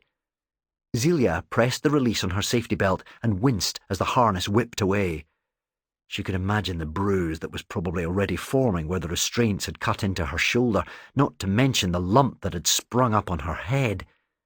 The deck was littered with boxes and containers from the overhead lockers. She wondered which of those had struck her when they launched. Any ideas where we are? Erasmus asked Meki. The Martian shook his head. Nothing is working, he said flatly. Not the picked feed, not anything. His servo sprite had crawled into an access panel, and they could hear it scrabbling around inside the hull, trying to help its master. Then there was another noise at the door. It sounded like claws scraping against the airlock. What's that? Talon asked. How are we supposed to know? Zelia replied, staring at the door. I just wish you'd brought that weapon of yours, Erasmus whispered. You and me both, Talon agreed. The scraping increased. Something was definitely trying to get in. Talon unclipped his belt and pushed himself up from his seat, stooping against the low ceiling as he faced the door. Meki, open the airlock. Are you crazy? Zelia asked, the scrabbling becoming more frantic. Probably, but I can't see you fighting whatever that is. It could be a wild animal. Then I'd rather face it out there than in here. Meki, open the doors. Meki's hand went to the controls. No, Zelia shouted. We don't know if the atmosphere is breathable. But it was too late. With a hiss, the airlock swung open. With a deafening battle cry, Talon launched himself through the open door. There was a flash of orange fur, and then the ganger was gone. Cold air blew into the pod. Outside was a frozen wilderness, snow and ice as far as the eye could see. Zelia scrambled out of the pod, blinking against the glare of an unfamiliar sun. Get it off me! Talon shouted. The ganger was pinned down in the middle of the ragged path the pod had cut through the snow, a large, shaggy animal on his chest. By the Golden Throne! Erasmus exclaimed, following Zelia into the freezing cold air. Is that what I think it is? The creature was distinctly ape-like, with matted orange fur and sharp yellow fangs drawn back in a snarl. It had bionic implants around its arms and shoulders, its simian fingers unnaturally long. Further implants ran down its spine, armour-like plates overlapping to form a kind of pack. It is a Jokero, Meki said from the door of the escape pod, his voice filled with something approaching awe. I have always wanted to see one. We can swap places if you want, Talon croaked. Please, Zelia started, stepping towards the ape. My friend didn't mean you any harm. We were just scared. The Jaquero's green eyes darted from her to the others. She turned to Meki. Can it understand me? According to the Magos biologists on Mars, the Jaquero are incredibly intelligent. They are master weaponsmiths, capable of understanding the most complex technology. Where did it come from? Does that matter? Talon gasped. I doubt it's from around here, said Erasmus. He was looking at their surroundings. They'd landed at the foot of a snow-capped mountain, coming to rest on a steep slope. There was a forest full of weird, almost mushroom-like trees to the north and empty plains to the south. I think they originated on the throne world. On Terra? Zelia asked. Are you sure? Seriously, Talon grunted. Can we do this after you've got it off me? Erasmus took a step nearer the creature. Did you come from the ship? Did you come from the Mercator? How could he? Zelia asked. Surely he couldn't survive a journey through space. The ape only growled in response, a deep animalistic sound. Can you speak? Who cares? Snapped Talon. The Jaquero pushed the ganger deeper into the compacted snow. With a buzz, Meki's servo sprite flew from the pod. The snarl fell from the Jaquero's face as it watched the sprite with almost hungry fascination. The tiny robot fluttered down to the ape, settling onto its shoulder before plunging one of its probe-tipped fingers into one of the Jaquero's implants. Both the ape and Meki gasped in unison. Zelia looked to the Martian. His eyes had closed, his head cocked to the side. The ape's head was locked in the same position. Were they communicating? Meki's eyes flicked open.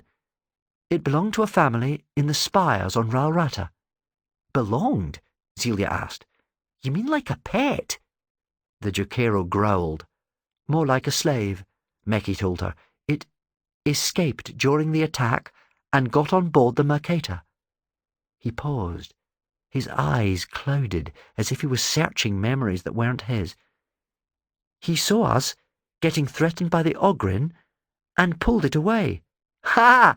Zelia laughed. So much for Talon not knowing his own strength. Oi! Talon complained beneath the creature. He leapt into the escape pod when we launched, protecting himself from the void. Meki continued, his voice cracking. He was so scared. So alone. There was another pause before Meki added, Fliegen Pala. What's that? Erasmus asked. His name, Meki replied. His name is Fliegen Pala. The Jaquero snorted, nodding in agreement. More like flea pit, Talon jibed. The Jaquero jumped off him, glaring at the ganger. He does not like you, Meki told Talon. Tell it the feeling's mutual. I think it knows that already, Zelia said. He, Meki corrected her, not it. The Jaquero scampered forwards, running on his hands and feet. He swept past Zelia to jump up onto the roof of the escape pod and proceeded to pull chunks of plating from the hull. Hey, stop it! Talon shouted, leaping up. No, Meki said, raising a hand. Wait!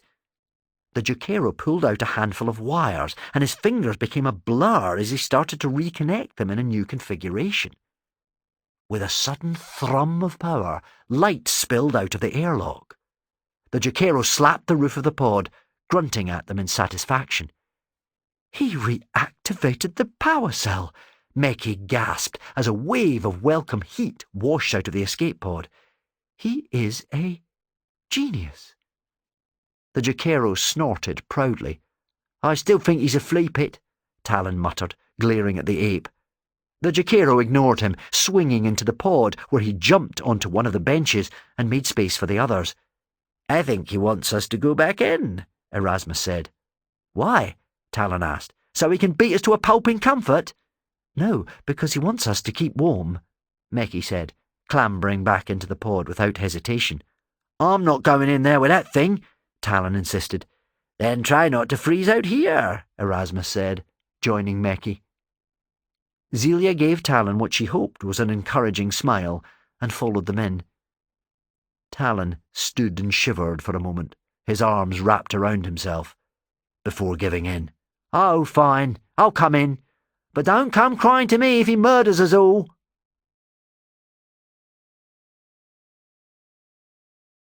Chapter 10. Taking the Lead. Thankfully, all Fleeg and Pala did was improve their living conditions. Working with Meki and the ever-attentive servo sprite, the Jokero boosted the internal heaters until the pod was as toasty as an oven. He then amplified the pod's scry sensors and linked them to Meki's wrist screen. Unfortunately, the new sensors still couldn't tell them where they were. The stars in the cold sky didn't match any constellation Meki had stored in his wrist-mounted cogitator. Erasmus suggested that the pod had been ejected at the exact moment the Mercator had entered warp space. They might have been slung halfway across the galaxy. It was a miracle that they had survived at all. Searching beneath the benches, Zelia and Talon found thermal blankets, which Fleepit fashioned into coats. The Jokero wasn't exactly happy that Talon's nickname had stuck, but it was certainly easier to pronounce than Fleeg and Pala. They had also found a case of emergency rations, flakes of dried food which Erasmus heated on a hot plate that Fleepit somehow created from the pod's boosters. Their first supper on the ice planet was hardly a feast, but it was welcome nonetheless. While Meki and Fleepit scanned for Vox signals, Zelia braved the elements and ventured outside. Even with her new thermal coat, the temperature was almost unbearable, but she wanted to take another look at the sky. Staring through her omniscope, she looked from one cluster of stars to another, but there was nothing the scope's primitive cogitator recognized. "No known constellations," it reported, in her mother's voice. Zelia sighed. The voice print was now all she had of her mum. No, that was a lie. Reaching inside her coat, she pulled out a crumpled picture. The faded image showed her mum and dad holding a laughing baby. Zelia smiled sadly. That was before her dad had died while excavating a crashed space hulk on Palakos. A tear splashed down onto the pict and froze. Zelia sniffed, slipping the image back into her jacket. "I'll find you," she promised her mum out loud. "Unit not lost," replied the scope. Zelia laughed. "Hey!" came a shout from the pod. "Give that back!" She rushed back inside to find Meki sprawled across the floor, Talon standing over him. How was that even possible? There hadn't been enough space to swing a Gyrinx before. How was the pod now large enough for Talon and Meki to fight? "What's going on?" she asked. Talon was holding the leather pouch he usually kept on his belt. "Your friend is a thief!" Talon spat. Fleepit jumped between them, stretching out a long arm to protect Meki. "I was not stealing," the Martian insisted. "I only wanted to see if it contained something that could help construct a beacon to send out a distress signal." "There's nothing for you in there," Talon said, snapping the pouch back onto his belt. Zelia looked at Erasmus, who just shrugged, holding his own satchel close. "Don't look at me, they're old enough to sort out their own disagreements." Zelia threw up her hands in exasperation. "Thanks, Erasmus, that's a great help." "Don't take it out on him," Talon said. "He's right. What's it got to do with you anyway?" Zelia couldn't believe what she was hearing. "What's it got to do with us? Talon, if we're going to survive all this, we're going to have to try to get on with each other. Why, we're not friends?" He jabbed a finger at Meki. "He didn't even want me here." "Can you blame me?" Meki muttered, just loud enough for them to hear. "Meki!" Zelia exclaimed. "No, it's fine," Talon said. "I get it, Cogboy. I'll stay out of your way if you keep out of mine."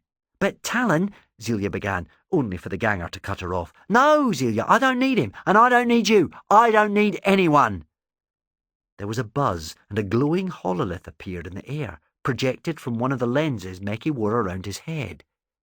It showed Talon back on the void ship, grabbing Zelia and holding her close.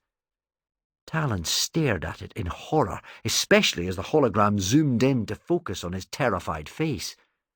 "Make it stop," the hololith pleaded. "Make it stop." "Meki, that's enough," Zelia shouted.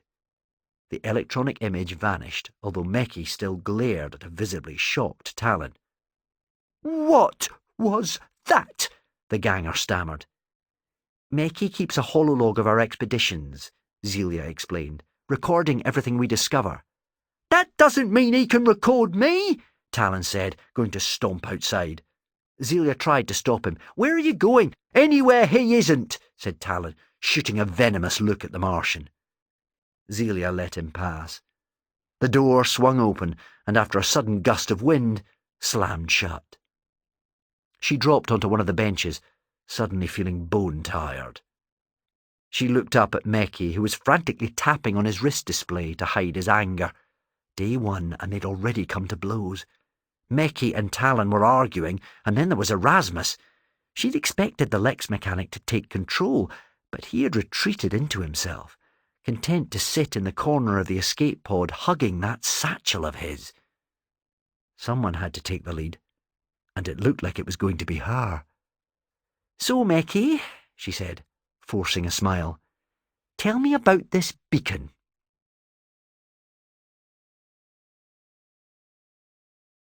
Chapter 11. Searching for Scrap. Humans were fools. Fliegenpala had always known this, of course he had, and he hadn't seen anything to change his mind since crashing on this frozen rock. He'd wanted to clear them out of the escape pod before it had launched from the void ship, but dealing with that dunderhead of an Ogryn had meant the door had slammed shut before he could finish the job. Instead, he had to crawl into a service hatch barely larger than himself, enduring the entire journey with his long arms wrapped around his body. Still, he was used to surviving in cramped surroundings. He'd spent enough years being locked in the dark with no space to move. Since they had landed, the stupid bipeds hadn't stopped arguing, even the Martian youth who seemed more intelligent than most. At least Meki could understand him and didn't refer to him by that ridiculous nickname. The first night had been long, with few of them able to sleep. Fliegenpala had expanded the internal dimensions of the escape pod to make them all more comfortable, but no one even seemed to notice, not even Meki. Only the mindless servo sprite seemed to fully appreciate his work. In fact, it wouldn't leave him alone. Fliegenpala wondered if it wanted to be augmented. He could easily arm it with a few digi-weapons. Maybe mount some thunder missiles on those little wings, or give the little flitter an electro-sting. The Jokero made a mental note to conjure something up for the mechanical imp at some point in the future. Of course, for that, they'd need supplies. Like all of his race, Fliegenpala could create the most sophisticated machines from the most basic parts. That's what made him such a valuable slave. He scratched at the restraining implant that had been fitted around his neck. It was the only device he couldn't tamper with, not unless he wanted 1,000 volts surging through his nervous system. Still, his master was now half a galaxy away. There was no way he could activate the implant from that distance, thank the old ones. Fliegenpala was safe here, whatever the conditions. But even his genius had limits. Fliegenpala had done much with the pod, but needed fresh material, otherwise he'd have to start cannibalizing the sprite, or maybe the girl's omniscope, and then there was whatever the ruffian was hiding in his pouch. The young oaf had slept hugging it last night. Still, Fliegenpala knew the importance of secrets. He didn't want the others to know about his own secret stash either. That was for emergencies. Fliegenpala shivered through his fur. He despised the cold almost as much as he despised this sorry bunch of refugees. Still, they were being useful now, all except for the one the others called Erasmus. The older human had refused to join the trek out into the forest to look for any components that may have fallen from the escape pod during its descent, anything they could use to make Meki's distress beacon. He just turned his back on them, practically curled up on one of the benches, muttering beneath his breath, "It will be all right, it will be all right." Something was obviously wrong with the oldling. Perhaps the destruction of Targian had derailed what was left of his fragile human mind, not that the children seemed to have noticed. Fliegenpala shook his head. He had lived in the presence of humans for centuries, passed from master to master like the possession he had become, and yet the Jokero still couldn't fathom how Terrans had ever conquered the stars. They were primitive and selfish, afraid of everything that was not like themselves, convinced of their own superiority. They moved through the galaxy like a virus, a disease, infecting everything they touched. But for now, he needed them, even though they disgusted him. He could already feel his joints stiffening with the cold. If he was forced to withdraw into a hibernation cycle, he would need the humans to maintain the camp until they were rescued. If they were rescued. He needed to construct the beacon first. His foot touched something beneath the snow. It was a shard of dark red metal. Fleegenpala's brow furrowed. That hadn't come from the pod. He sniffed the scrap, and then licked it. The biometric sensors in his tongue delivering a full report of its atomic structure to the cogitator embedded in his brain. It was of human manufacture, at least originally. Fleegenpala's hair bristled. Humans had been to this planet before. Interesting. Something moved through the trees, if indeed you could call them trees. They had mottled stalks rather than trunks, and wide caps instead of foliage. How had the girl described them when the group had set off this morning? Giant mushrooms. Fleegenpala wondered if they could be used in some way or another. The prospect of constructing an organic weapon appealed to him. There it was again, moving between the stalks. One of the younglings, perhaps? No. It was too tall. The adult, then, had he finally pulled himself out of his sulk? Fleegenpala whistled through his teeth, and the servo-sprite came flying. It landed on his open palm and allowed him to access the tiny control point between its wings. Usually, Fleegenpala would create a swarm of spy flies, but there was no need with the servo-sprite already here. Linking the sprite to his own optical implants, he let the robot fly off again, seeing through its tiny eyes. His heart raced in his chest, and for a moment Fleegenpala was lost in the exhilaration of swooping through the air. Such freedom was as alien to him as the humans who had kept him locked in the darkness for decades at a time, but it made his soul sing in a way he had never dreamed possible. The sprite buzzed over Talon and the girl, both searching for salvage in the snow. Fleegenpala sniffed. They had found little that even he could use to build a distress beacon. At this rate, he'd definitely have to ransack his own reserves. That was annoying. Putting his frustrations aside, he urged the sprite on, searching for whoever it was that he'd spotted between the trees. Yes, there was definitely someone else in the forest. There were marks in the snow, deep footprints. Fleegenpala shifted uncomfortably. Judging by the length of the strides, whatever had made them was taller than any of the humans. The sprite flew faster, sweeping between the stalks, but then stopped sharply. Fleegenpala's jaw dropping open as he realized what the sprite had been tracking. The figure was tall, with heavy armor across its broad shoulders and a single glowing eye in the middle of a silver skull. It stalked through the wood, a large rifle clutched in its skeletal hands. There was a Necron on the ice planet, and not just any Necron, a hunter. He had thought they were safe here, but he was wrong. Maybe he was as foolish as the humans. The Necron had come for them, and this time there would be nowhere to hide.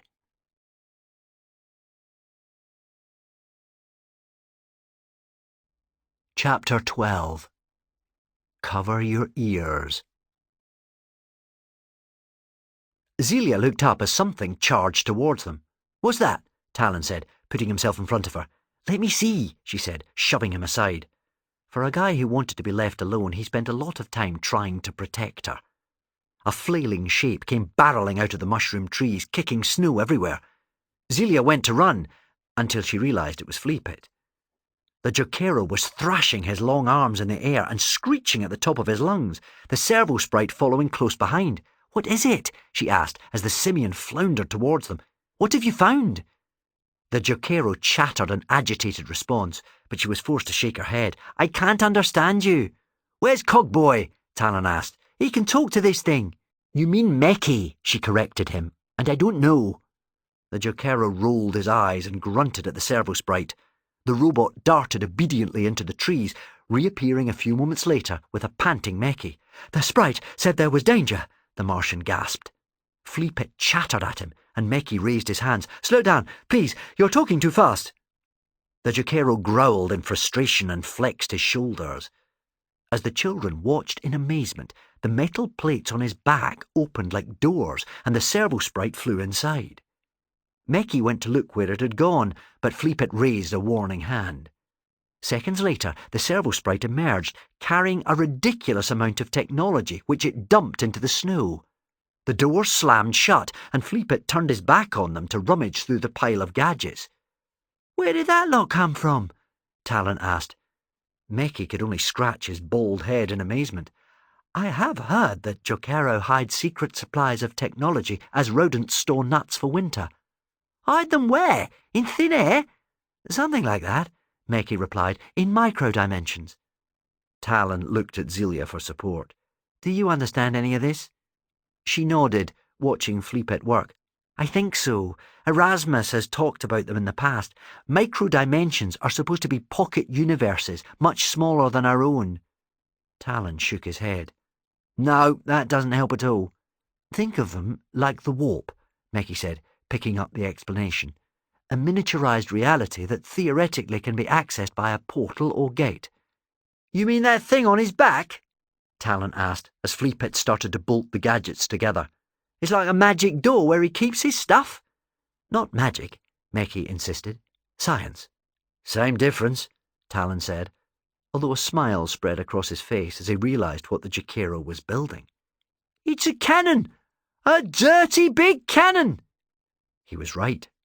Fleepit's jumble of gadgetry had been transformed into a large firearm that the Jokero gleefully hefted onto his shoulder. "But why would we need a cannon?" Zelia asked. No one had a chance to answer as a bolt of green energy sizzled through the air between them to smash into one of the trees. The children dived for cover as the giant mushroom crashed into the clearing. There was no mistaking that energy. Talon looked around in panic. Was that a Necron?" Fleepit babbled an unintelligible reply before aiming his cannon. "Cover your ears," Meki warned, and the Jokero fired. The cannon didn't fire energy or plasma bolts. Instead, a beam of pure sound shrieked into the trees, striking the nearest stalk. The tree shattered into 1,000 icy pieces, its cap crashing down to the ground. "Wow!" Talon cheered as the snow settled. "That was amazing!" Zelia's ears were still ringing. "You can't be serious! Are you kidding me?" Talon laughed, turning to the Jokero. "Fire it again!" Fleepit didn't need telling twice. He squeezed the trigger, and another deafening shriek sliced through the trees in front of them. "It's a sonic cannon," Meki said, his face almost breaking into a grin. "Fighting with sound?" Talon asked. "That I've got to see." Fleepit chattered a response that no one but Meki could understand. "He says he saw a Necron hunter in the forest. It is searching for us." "Then I want a sonic cannon." "No," Zelia snapped. "No more weapons." Talon's eyebrows shot out. "Why not?" "Because we don't need them." More lightning fizzed out of the trees. They threw themselves to the ground as Fleepit returned fire. "You sure about that?" Talon asked. "It's like Mum always says," she said, trying to reason with him. "We spend our lives digging up war gear, weapons, tanks, old armour, not to mention the bones of the people who used them. We should learn from the mistakes of the past, not make them all over again." "Tell that to the Necron!" Talon yelled. Another mushroom tree exploded in a blaze of green energy. "Where is it?" Meki asked, peering into the trees. "Who cares?" Talon replied, grabbing Zelia's hand. "We need to get to cover." Zelia yanked her hand free but ran all the same. They dived between the stalks as Fleepit unleashed a fresh salvo of sonic pulses. Zelia looked back and realized that the Jokero was giggling. He was actually enjoying himself. He was going to get them all killed.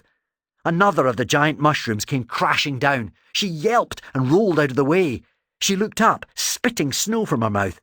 Where were Talon and Meki? Had they got out of the way of the great tree or been crushed beneath its stalk?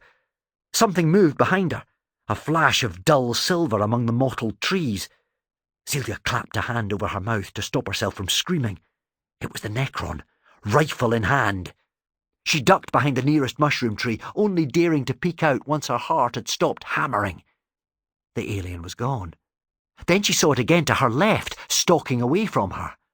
How had it moved so fast? She wanted to warn the others, but knew shouting would give away her position. She needn't have worried.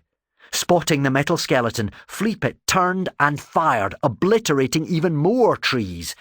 Zelia was thrown back, thermal coat flapping. When she looked up again, the Necron was gone. Had it been buried? "Zelia, behind you!" She snapped around, startled by Talon's shout. The Necron was racing towards her, a rictus grin beneath its glowing eye. She turned and ran, imagining a wave of green lightning washing over her, but skidded to a halt when she saw another Necron straight ahead. Its weapon was raised and ready to fire.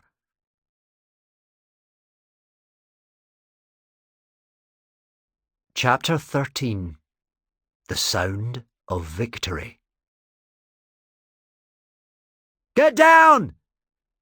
Zelia didn't know who shouted the warning, Talon or Meki, but she followed it all the same. She dropped into the snow as Fleepit swept his cannon in a wide arc, sonic energy slicing through all the trees like a knife. She was sure the forest was going to come crashing down on her, but miraculously she survived the devastation. She looked up to see Talon running at full pelt, the Necron lurching after him.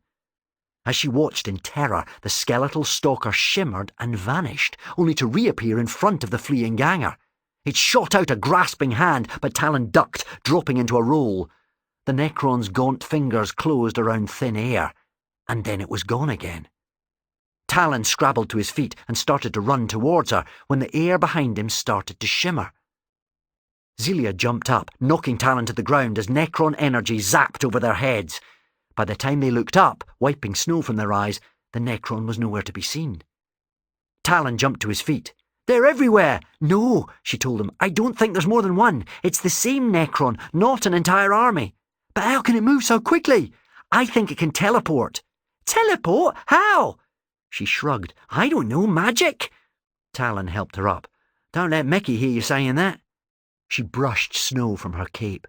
"What if it can slip in and out of our dimension like a void ship coming out of warp space? Or Fleepit's pocket universe?" "Exactly. It just looks like it's everywhere at once because it's hopping from place to place." Someone barged into them. Talon reacted instinctively, grabbing the newcomer and throwing them over his shoulder. "Ow!" Meki groaned from where he had landed in the snow. "Talon!" Zelia scolded, helping Meki back to his feet. "Sorry," Talon said, looking suitably embarrassed. "I thought you were skull features." Meki straightened his lenses. "The Necron is phasing through real space." "Yeah," Talon cut in, "hopping from dimension to confuse us." Meki looked shocked, and maybe even a little disappointed that they had worked it out for themselves. "Well, yes, but I cannot get Fleegan Palla to listen. He has gone berserk." That much was obvious by the constant scream of the sonic cannon. "But there's no way the monkey will hit the Necron if it can flit in and out of reality," Talon said. "First of all," sniffed Meki, "Fleegan Palla is a Jokero, not a monkey." "Does that matter?" "Yes," Meki insisted. "But we can argue about that later. In the meantime, you are right. It is extremely doubtful that Fleegan Palla will score a direct hit." "You don't say," Zelia said, pulling Meki out of the way of another beam. "I do, however, have a plan." "Well, don't keep us in suspense," Talon snapped. "I set the sprite on reconnaissance mode," Meki told them. "It noticed that the Necron froze for a fraction of a second whenever the sonic beam swept near. Froze. As if the pulse interfered with its systems in some way. Fleegan Palla may be a terrible shot, but at least his weapon appears to disorientate our enemy." "But even if the monk—" Talon sighed as Meki shot him a dark look. "Even if the Jokero manages a direct hit, I've seen Necrons in action. Blast them to pieces and they just pull themselves back together." "Then blasting is not the correct course of action." "Do you have any other suggestions?" Zelia asked, just as the Necron shimmered into view beside them. She cried out as its fingers clamped around her arm. Fleepit snapping around to focus on her scream, he fired, the sonic bolt hitting the Necron square in the chest. The alien's body shattered and Zelia was thrown clear. She landed in a heap, but even then wasn't safe. The Necron's severed hand was still locked around her wrist, its cold fingers twitching. She shook it loose, and it thudded to the ground. Talon was beside her so fast, she almost wondered if he had learned how to teleport too. "Are you hurt?" "I'm fine," she said, staring at the creepy hand. It was moving, crawling back towards the Necron's fragmented body. Talon lunged forward, and Zelia realised that he was going for the Necron's discarded gun. "No," she said, pulling him back. "No weapons, remember? That's your rule, not mine." He snapped back before his eyes went wide, and he shoved her out of the way of a bolt of Necron lightning. The Necron's other hand was still curled around the rifle's trigger. Even when it wasn't connected to a body, those skeletal fingers still wanted to destroy them. But the hand wouldn't stay disconnected for long. Talon was right. The scattered parts of the Necron were already knitting back together. With a cry of frustration, Zelia kicked out, booting the rifle so it was aiming away from them. The Necron's skull chattered, the eerie sound disturbingly like a laugh. It was staring past her, and Zelia felt the hairs bristle on the back of her neck. She threw herself down as another blast of sonic energy rushed over her, nearly taking off her head. "This is ridiculous," Zelia spluttered. "If the Necron doesn't get us, Fleapit will." "I will stop him," Meki said, spotting that Fleapit had his back to them and was firing indiscriminately in the other direction. Before Zelia could stop him, Meki ran into the clearing, dropping to the ground as Fleapit spun around to unleash another volley. "Fleegan Pala, it is I, your friend Meki." The ape stopped, panting hard, his eyes wild and unfocused. Zelia glanced back and saw that the Necron had almost reformed. Soon it would be able to snatch up its cannon and finish them off once and for all. Grabbing Talon's hand, she dragged him towards the others, where Meki was talking Fleapit down. "It is not going to work, Fleegan-Pala," the Martian was saying. "The Necron can self-repair, but I think we can disrupt its systems if we move quickly." "Really quickly," Zelia urged them. "It's almost back together. What are you thinking, Meki?" Meki reached out for Fleapit's cannon. "May I?" The ape snatched it away, glaring at the boy. "You can trust me," Meki insisted. "We are a team. We work together." Fleapit glared at the children, but reluctantly let Meki take the sonic gun. The Martian sagged under its weight, but Talon stepped forward, helping him carry it behind the shelter of a fallen mushroom tree. Zelia could hear the Necron's joints popping back into place across the clearing. "Whatever you're going to do, you need to do it now." Meki was already at work, his haptic implants connected to the cannon. He was reconfiguring components on the weapon's barrel with his other hand, sliding parts back and forth.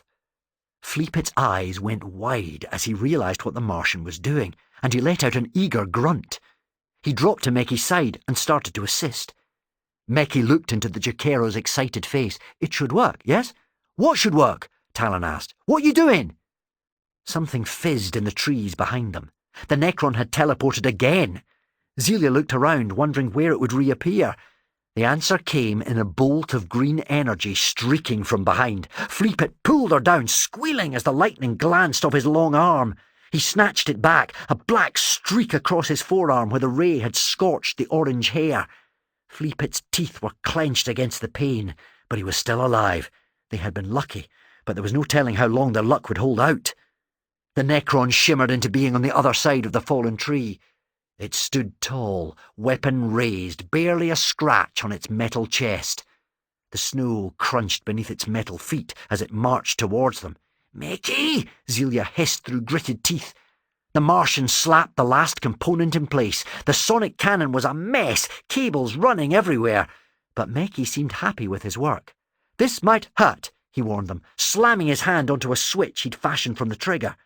Zelia gasped with pain as an electronic banshee wail burst from the mangled cannon.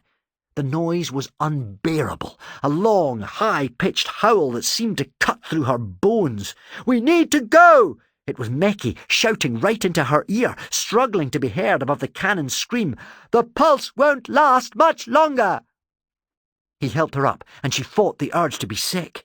The sound was churning her stomach, her vision blurring as she staggered to her feet. She could barely put one foot in front of the other, but if it was hurting her, it was doing a lot worse to the Necron. The alien had collapsed into the snow, its body jerking uncontrollably as if thousands of volts were surging through its body. Its glowing eye flickered in time with the pulse, smoke rising from its servos. The Necron wasn't the only thing affected by the noise. Meki's sprite was convulsing on the floor, overwhelmed by the sonic attack. The Martian scooped it up and made for the trees, Fleepit lolloping in his wake. She teetered after them, forcing herself to run, only dimly aware of Talon racing alongside. The Necron didn't lurch after them. It was too busy screaming silently at the sky. Its ridged spine arched, its skeletal body bending in two. Then, with a sudden flash of light, it vanished into thin air. They had won. For now.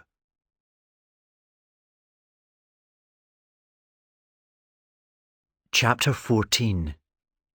The Truth. "Do you think we destroyed it?" Talon asked as they made their way out of the mushroom forest. "You're the one who said it was indestructible," Zelia reminded him. "I expect it's disappeared back to wherever it came from to lick its wounds." The shriek of the sonic pulse still echoed around the frozen landscape, drawing a worrying rumble from the top of the snow-capped mountain. If Meki's device caused an avalanche, their escape pod would be buried, with Erasmus still inside. Without warning, the noise cut out. "The power cells must have died," Meki said, puffing as they clambered up the slope to the escape pod. Fleepit muttered something, and Meki nodded. "We can recover them later to use for the beacon. Of course, if you had mentioned you had a secret supply of technology." Fleepit grumbled as the accusation was left hanging in the chilly air. Erasmus was already outside as they reached the pod. "What was that awful noise?" he said, shivering in his shirt sleeves. Talon looked like he was going to knock the old man to the ground. "Oh, sorry, did it wake you up?" "Talon," Zelia warned before he lost his temper. "No, it's fine. I mean, it's not like we were being attacked by a Necron while he was tucked up nice and warm." Erasmus's face went as white as the snow beneath their feet. "A Necron? Here?" "We'll explain once we're inside," Zelia said. "It's freezing." And explain they did, shut inside the pod, each cupping a beaker of boiled water in their hands. "I'm so sorry," Erasmus said when they'd finished their tale. Talon wasn't about to forgive him that easily. "That we were nearly killed, or that you weren't there to help us?" Erasmus didn't say anything, but rested his hand on the satchel beside him. Talon eyed it suspiciously. "Just what have you got in there?" "In what?" Erasmus asked innocently. "In your bag." "It's none of your business." Talon jumped up to confront the Lex mechanic. "You're hiding something." Now Erasmus was also on his feet, jabbing a finger at Talon. "Says the tunnel rat who wouldn't let us look in his precious pouch." "This isn't about me," Talon said, clenching his fists. "But call me that one more time and I'll show you exactly what a tunnel rat can do. Stop it, both of you!" Zelia shouted, nearly throwing her beaker across the pod. Anything to shut them up. Erasmus was the first to back down. "I'm sorry. It's just—" He turned to look down at the bench. His satchel was gone. "Where is it?" he shouted, dropping on his knees to look beneath the seat. "Is that what you're looking for?" asked Talon, pointing at Fleepit, who was hanging upside down from the rail on the ceiling, Erasmus's satchel in his hands. "Give it back!" Erasmus yelled, swiping at the ape, but Fleepit thrust his hand into the bag and pulled out a large hoop made of tarnished metal. "What's that?" Talon asked as Fleepit flipped down to the floor. The Jukero turned the hoop over in his hands, eyes glittering with fascination. Zelia felt something, but it wasn't fascination.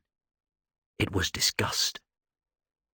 The hoop looked big enough to be worn as a headdress and was covered in strange alien glyphs, the same symbols she'd seen emblazoned on the wings of the scythe-like fighters that had attacked Ral Rata. "Is that Necron?" Erasmus tried to grab the metal artifact, only for Talon to block him. "I don't think so. Please," the Lex mechanic begged. "Please be careful with it." Zelia held out her hand to Fleepit. "Can I see?"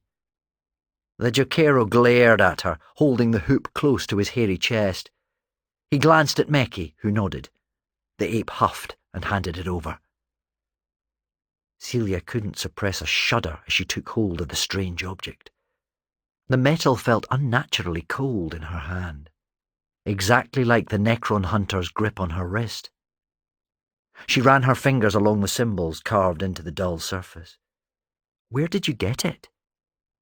Erasmus sank down onto the bench. I found it at the dig, buried in the ground." "Back on Targian?" He nodded, ashamed. Meki frowned. "I did not see it in the catalogue." Erasmus shook his head. "I didn't tell Elise. I recognised the markings." "You knew what it was?" Zelia asked. "Where it had come from?" He looked up with pleading eyes. "Do you know how rare it is to find Necron artifacts? When Necrons die, their bodies vanish. When I saw the markings, I thought... His voice cracked, tears running down stubble-strewn cheeks. "You thought it would make you rich," Talon said. "No," Erasmus insisted, wiping his nose with the back of his hand. "I thought I could take it to one of the institutes on Terra. Perhaps even the Scholastica Xenosa on Telios. I thought if I brought them something like this, they might offer me a place in their chambers. That I could study in a librarium, rather than scrabbling around in the dirt," said Talon. "But you didn't tell Mum," Zelia said, her voice bitter. "She would have told me to submit it to the Inquisition, or destroy it." "Because she knew it was dangerous." "It's just a relic," he insisted. "A piece of jewellery, like a crown or coronet." "Do the Necrons look like they wear crowns?" Talon's eyes widened as he realised the truth. "That's why they attacked the Hive. That's why they came to Targian. We don't know that," the Lex mechanic said quickly. "Oh, it's a coincidence, is it? You dig up some Necron junk on a dust bowl in the middle of nowhere, and all of a sudden the Necrons themselves decide to pay a visit." "They were looking for this," Zelia said, remembering the Necron fighters carving up the wasteland. "Or whatever else was under the ground," suggested Meki. "And you brought it with you?" yelled Talon. "They came after the ships! They came after us! It's just a relic!" Erasmus repeated, mournfully. Talon wasn't about to let this go. "If it's just a relic, then it wouldn't have been of interest to your institutes or libraries. If it's just a relic, the Necrons wouldn't have destroyed Targian. They wouldn't have blown up all those ships or sent a hunter after us." He jabbed a finger at the coronet. "Everyone would still be alive." "I'm sorry," Erasmus sobbed. "If I had known." "You should have known," Talon yelled. "You're supposed to be the clever one. I didn't have much of a home, but it was where I belonged, and now it's gone. Onak, the warriors," his voice cracked with emotion, "even my mum and dad. I may have hated them, but they didn't deserve that. None of us did, and all because you took that thing." He lunged at Erasmus, and the Lex mechanic recoiled, throwing up his arms. Meki and Fleepit dived after Talon, holding him back. "It's your fault," Talon screamed. "Oh, your fault!" "Talon, stop it," Zelia told him. "Stop it." The ganger broke free of the other's grip, but stayed where he was, his hands still bunched into fists as he glared at Erasmus. "Oh, your fault." "So," Meki asked, his voice as calm as Talon's was, choked with fury, "what do we do now?" "We destroy it," the ganger replied. Zelia tested the hoop's strength. "I doubt that's even possible, especially if it's made from the same metal as the hunter." "Then we throw it away," Talon said.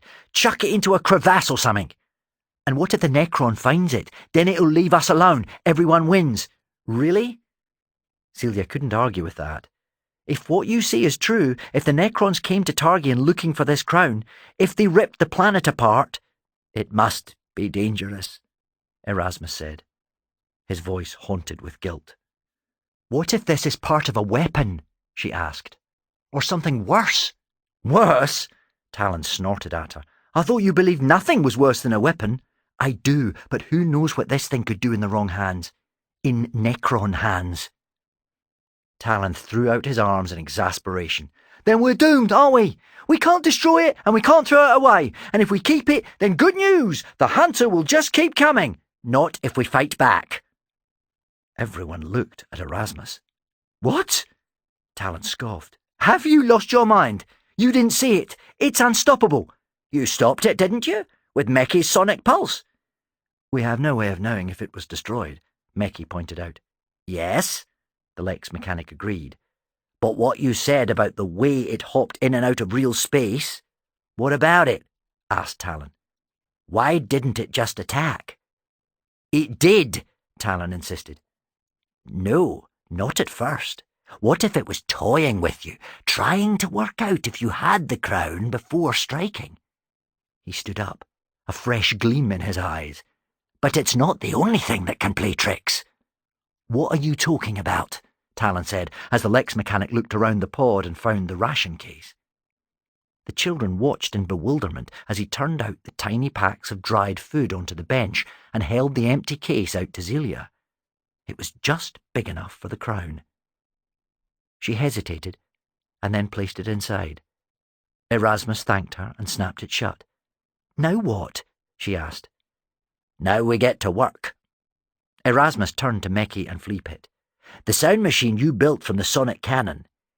Do you think you could make some more?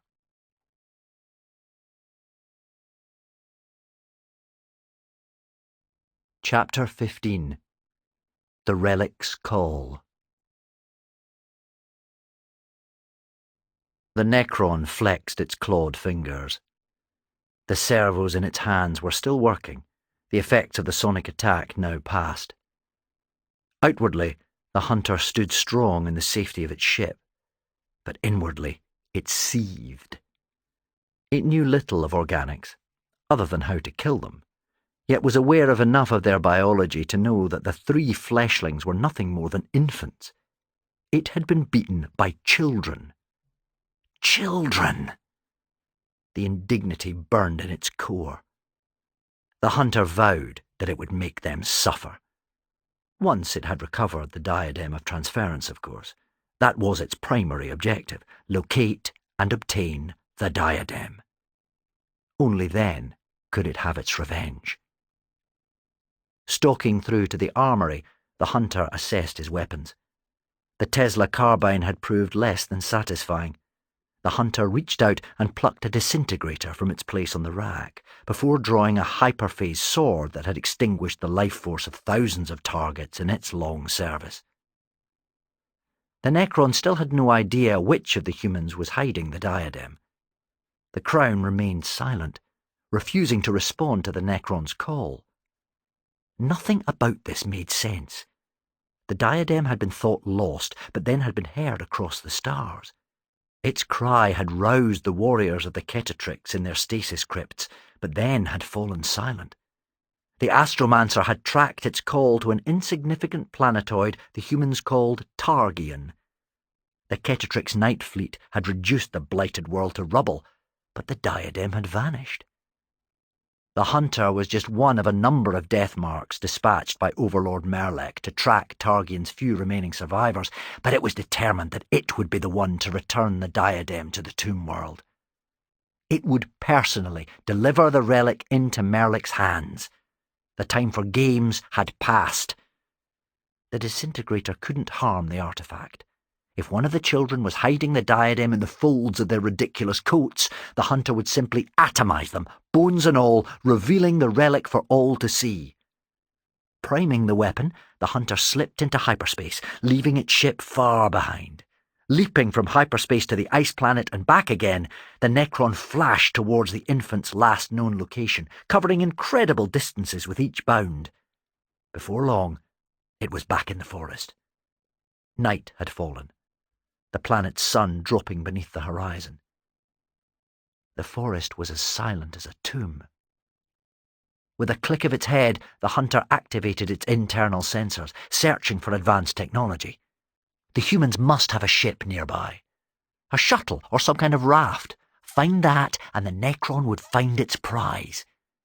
Yes, there it was, a signal nearby, on the mountainside. It had them now. It leapt through hyperspace, appearing on a snowy plain at the foot of a rocky crag. It ducked behind a boulder, gazing across the frozen waste. There was a camp, huddled beneath more of the strange trees, a primitive hut sheltering against the wind. No, the hunter realized, not a hut. A life raft from the organic spaceship. The humans had erected a perimeter, the air shimmering between tall poles. A sonic fence?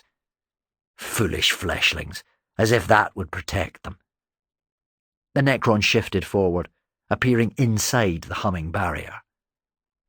The pod was open, snow blowing into the hatch, but the hunter could see from here that it was empty. It looked around. There were canvas tents dotted around the camp, flimsy structures that would offer little protection against the cold. The hunter cocked its head. It could hear something. Whispered voices coming from the farthest tent. "This will never work, Zelia. Erasmus said it would. Erasmus said, this is the same Erasmus that lied through his teeth, yeah? This is all his fault. He brought the Necron artifact here." The diadem. The hunter raised its disintegrator and fired. The tent dissolved in an instant.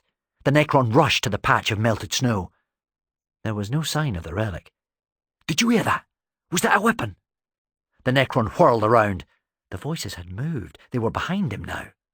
"Keep quiet, Talon!" The hunter fired again, systematically destroying each and every tent in turn. Still, there was no sign of the relic. "Get away from here, now!" Another voice, deeper, older. The hunter spun around to face its foe. A squad of Space Marines stood in front of it, their gleaming blue armour etched with the scars of 1,000 battles.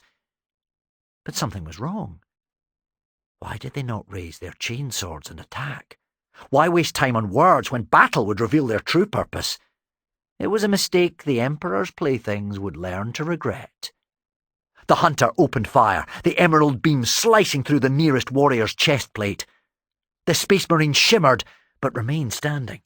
The Necron swept its weapon along the line of warriors, cutting through the sentinels one by one. "Get away from here, now!" The Necron ceased its attack. The disintegrator beam had left no marks on the Emperor's warriors. They stood like statues, bolters and chainswords in hand, but still didn't attack. The Necron drew its sword and swept it through the two nearest Space Marines, expecting the vibrating blade to cleave through the Fleshborn's power armour. It passed through the warriors both. But where was the shriek of Necron steel against ceramite? The sword slipped through the organics as if they were ghosts. The Necron engaged its sensors, searching for the power source it already knew had to be hidden nearby. There, beneath the immobile Space Marine's boot. The hunter plunged its hand through its enemy's foot, finding the hollow projector buried in the snow. It crushed the tiny blue lens in its palm, and the Space Marines wavered before vanishing completely. They had not been real. They were hololiths. The hunter paced over to the escape pod, its sensors finding another projector wedged into a rock. The hunter brought its sword down on the device, and the escape pod disappeared. It was all a trick. A deception. "I tell you, this isn't going to work. We can't fight that thing." The hunter marched towards the last remaining tent and thrust its hand through the shelter's holographic side. It pulled out a data slate containing a Vox. A small flying robot shot out of the fake tent, taking to the air. It had been dragging the transmitter around the camp, playing with the hunter, treating it like a fool. No more. The Necron reached up, grabbing the machine in its fist, and crushed the automaton before it could escape. Twisted mesh wings tumbled to the snow. "Please, Talon," a female voice said from the Vox. "You need to be quiet. The Necron will find us." "Yes," the hunter promised. "Yes, I will." On the other side of the mountain, Zelia and the others huddled in the open hatch of the real escape pod. Zelia and Talon talked into the Vox on her sleeve, their voices transmitting to the slate the hunter now held in its hand. Meki had created the decoy, using his holoprojectors, but had remained unconvinced of Erasmus's plan. They all had. But Erasmus had been proved right. The plan was working. They just needed to maneuver the hunter over the sonic mine they had hidden in the snow beneath the fake camp. "So what if he finds us?" Talon yelled into the Vox, starting to really overact. "That Necron isn't so scary. I could open him up like a tin of sludge beans." Zelia rolled her eyes at him and was about to respond when Meki cut in. "The servo sprite, it has gone." "What do you mean gone?" Zelia asked. The Martian was staring down at his wrist screen. The data stream has been terminated. The sprite is offline. They couldn't wait any longer. Zelia turned to the Jokero. "Flea Pit, detonate the sonic mine!" Inside the pod, the ape grinned and thumbed a button. Zelia waited for a shrill whine to erupt from the other side of the mountain. They had it all planned. The sonic mine would set off an avalanche, disorientating the Necron long enough for it to be buried deep beneath the snow before it had a chance to escape. But there was no whine, and no rumble from the mountain. "Try again," she told the Jokero. The button clicked and clicked as Flea Pit repeatedly jabbed at it, becoming increasingly frustrated, but still nothing happened. A voice hissed from the pod's speakers, an eerie, unnatural rasp like nails against Plastech. "Your plan has failed, Fleshbone. Your sonic device crushed beneath my foot, and now I shall do the same to you." The Vox link went dead. Talon leapt up. "It didn't work. The hunter's coming for us." "We can still stop it," Zelia insisted. "With what?" They turned to the Martian. "Meki, how many sonic mines did you construct?" "2," Meki told her. "But we can make more." "By the time it gets here," Talon said. He darted into the escape pod. "What are you doing?" Zelia asked. Talon pushed Fleepit out of the way and started ransacking the inside of the escape pod. "Giving the Necron what it wants. I don't care if it's a weapon or not. If the Necron wants the crown, it can have the crown." Zelia jumped in after him. "You can't!" "Watch me!" Talon dropped onto his knees to look under the bench. "Where have you stashed it, Erasmus?" He looked up from his search. "Erasmus?" There was no answer. Zelia realised she hadn't seen the Lex mechanic for a while. "Where did he go?" she asked Meki. The Martian shrugged. "He said he was going to keep watch." "I'm afraid that was a lie." "Erasmus?" The Lex mechanic's voice had come from her Vox. Zelia talked urgently into her sleeve. "Erasmus? Where are you?"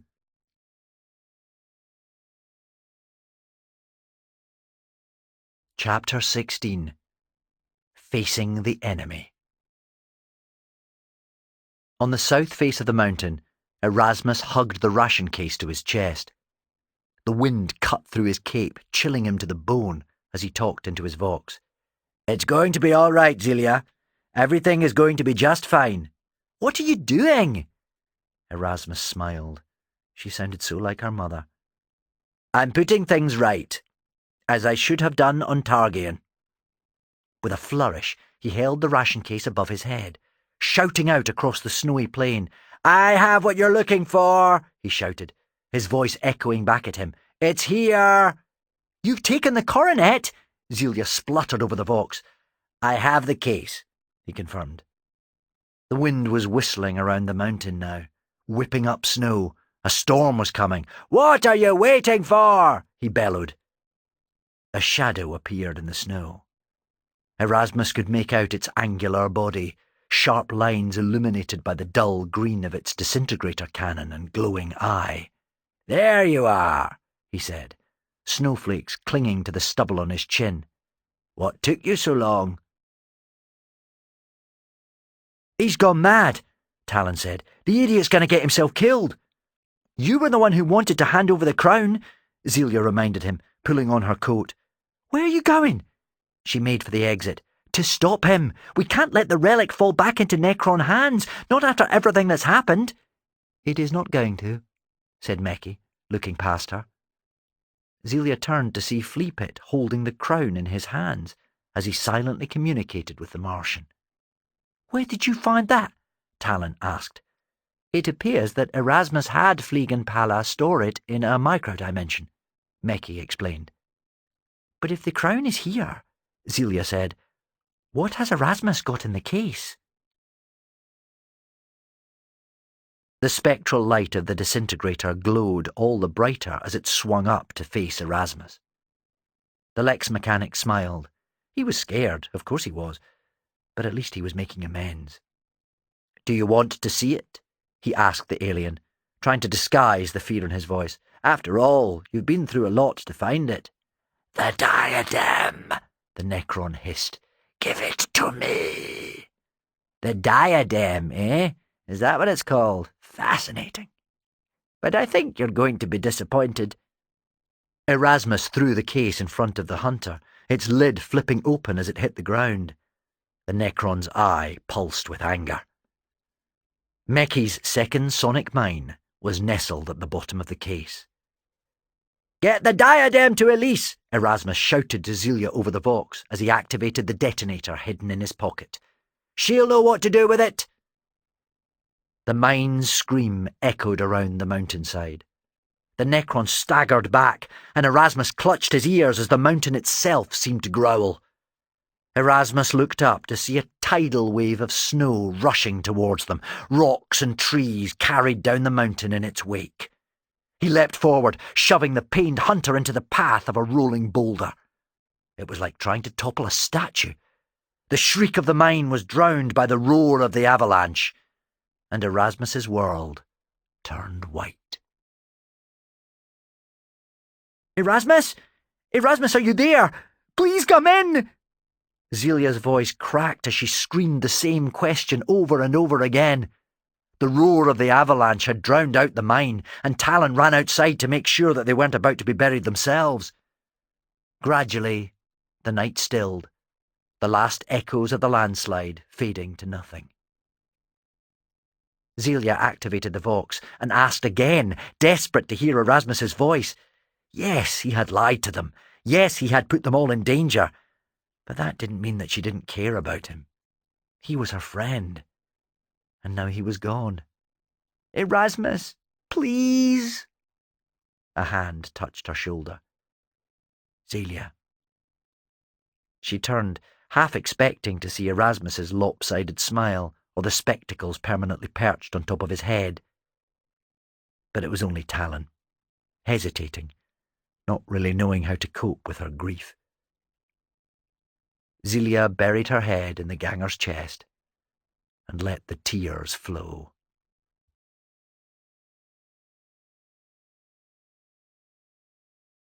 Chapter 17. A New Dawn. Talon had left camp early the next morning, saying he was going to check to see if there was any sign of the Necron. A flurry of fresh snow had fallen overnight, covering all traces of the avalanche. Zelia found the ganger sitting on a rock, looking out over the mushroom forest. "Find anything?" she asked. He shook his head, playing with the clasp of his leather pouch. "What do you keep in there?" Zelia asked, sitting beside him. He ignored the question, and she backtracked quickly. "I mean, if you don't want to show me, that's fine. I just wondered." Talon passed the pouch to her. She took it, strangely nervous as she popped open the clasp. Inside was a small wooden toy. A guardsman, its las rifle aimed at an unknown enemy. "My brother gave it to me," Talon told her, "before he enlisted. Told me to keep it safe to remind me of him." He smiled sadly, as if I could forget. She turned the toy over in her hands before replacing it carefully in the pouch. Enlisted. He was an Imperial Guardsman, just like my dad and his dad before him. A family of soldiers. She clicked the clasp shut. "But not you." "No, not me. Let's just say I had other ideas." He took the pouch back and attached it to his belt. "Didn't want to end up fighting heretics and—" He suppressed a laugh. "And aliens?" she prompted, with a knowing smile. "How's that going for you?" He returned her grin. "Funny you should ask." Zelia pulled out her omniscope, snapping it open. "Activating," the cogitator announced in her mother's voice. "Guess we both carry reminders of people we love," she said. "But your mum's still out there." She frowned at him. "You mean, your brother—" He shrugged. "We never heard from him again. Dad always said he was out there somewhere serving the Emperor, but I know he's gone." Talon tapped his chest. "In here." She didn't know what to say, so settled on a simple, "I'm sorry." Talon pushed himself from the rock, brushing snow from his coat. "So, you're determined to do this then," he said, changing the subject. "To take the diadem to your mum." Zelia let him help her up. "If we can find her, yeah." "First things first, we need to get off this planet," Talon pointed out. "Any ideas how we're going to do that?" "Actually, yeah," she replied with another smile. "One or two." They trudged back to the escape pod to find that Flea Pit had worked more of his techno-miracles. The pod itself looked even bigger, as if the Jokero had somehow stretched it. He'd also constructed a series of posts around the camp, a real sonic fence which activated with a hum as soon as Zelia and Talon walked into the circle. They headed over to Meki, who was putting the finishing touches to a tall mast topped by a glow globe. "You've finished your beacon," Talon said. "With a little help from a friend," Meki said, looking up as a servo sprite buzzed down from the pulsing red lamp. "I thought that thing was destroyed." "So did Meki," Zelia told him. "Flea Pit made him a new one before they started work." She reached out to stroke the Jokero's head, but the ape swatted her hand away, baring his teeth. "Fine," she said quickly. "Hint taken, no petting." "The beacon is transmitting a distress signal on all known Imperial channels," Meki told them as the sprite landed on his shoulder. Zelia nudged Talon in the ribs. "See? We'll be off this planet before you know it. Someone's bound to pick up our signal sooner or later." "Yeah," said Talon, shielding his eyes as he looked up at the flashing light. "But how do we know it'll be the right someone?" In the grand halls of the Inquisition, a pair of intense eyes snapped open. The man had been meditating, his devotions interrupted by a small light flashing on the stone altar that dominated his chamber. He rose from his knees and walked to the altar, pressing a button set into the stone. A hololith appeared above the granite slab, a star map with a single light pulsing in the darkness. The Imperium had received hundreds of distress calls since the fall of Targian, thousands, but there was something about this one, something that called to him across the stars. This one felt different. This one felt important. Could it be the Emperor himself guiding his hand? Had his prayers finally been answered? A servo skull whirred up beside him, offering assistance, but he waved it away. He needed to concentrate. He reached into the hololithic image, opening his fingers so it zoomed into a small cluster of stars. Yes, it was there. He could feel it in his very soul. "There's no need to worry, whoever you are," he said aloud, his voice deep and commanding. "Salvation is on its way." The servo skull reappeared, carrying a long coat in its metal tentacles.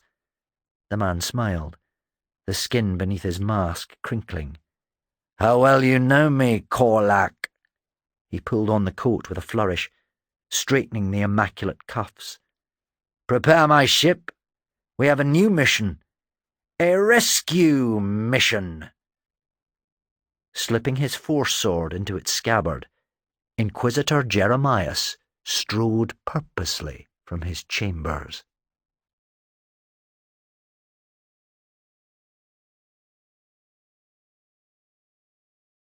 Galactic Compendium, Part 1. Zelia. 12-year-old Zelia is the daughter of galactic explorer Elise Lore. She grew up helping Elise with archaeological expeditions on dozens of worlds, digging up ancient artifacts and alien technology. Bright and resourceful, Zelia always thinks she knows best, but isn't as experienced as she tries to make out. Sharing her mum's hatred of weaponry, Zelia believes that the best way to overcome fear is to learn about the universe. That doesn't stop her from being terrified of spiders, having been trapped in the web of a gigantic temple weaver when she was a small child. Meki. Like all Martians, Meki is happiest when tinkering with technology and is able to communicate with the machine spirits that dwell inside vehicles and cogitators. A talented inventor, 11-year-old Meki created the special robotic frame that supports his paralysed arm, as well as servo sprites, a swarm of tiny robot helpers. Even though they grew up together, Meki and Zelia have never been close.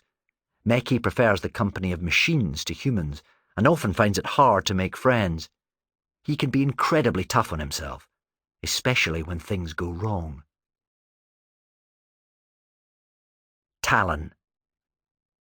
The son of a loyal Imperial Guard officer, 13-year-old Talon ran away from home to avoid being enlisted in the military. He fell in with the Runak warriors, a feral gang who lived in the tunnels beneath Ral Rata, the largest hive city on Targian. Used to thinking with his fists, Talon finds it difficult to trust anyone, but has a good heart. Once he is on your side, you couldn't ask for a better friend. Talon has little experience of the galaxy, hiding his insecurities beneath bluster and bravado. His only link to the past is the toy soldier his older brother gave him before going off to war, a treasure he will guard with his life. Space Marines. Sworn defenders of humanity, Space Marines are the ultimate warriors, graced with superhuman speed, strength, and stamina. Genetically engineered to fight in the countless wars of the 41st millennium, these towering giants have 2 hearts, 3 lungs, and blood that is immune to all known poisons. Organised into chapters, the Emperor's chainsword-wielding champions are feared and respected throughout the galaxy. Bravest of all are the heroic Ultramarines.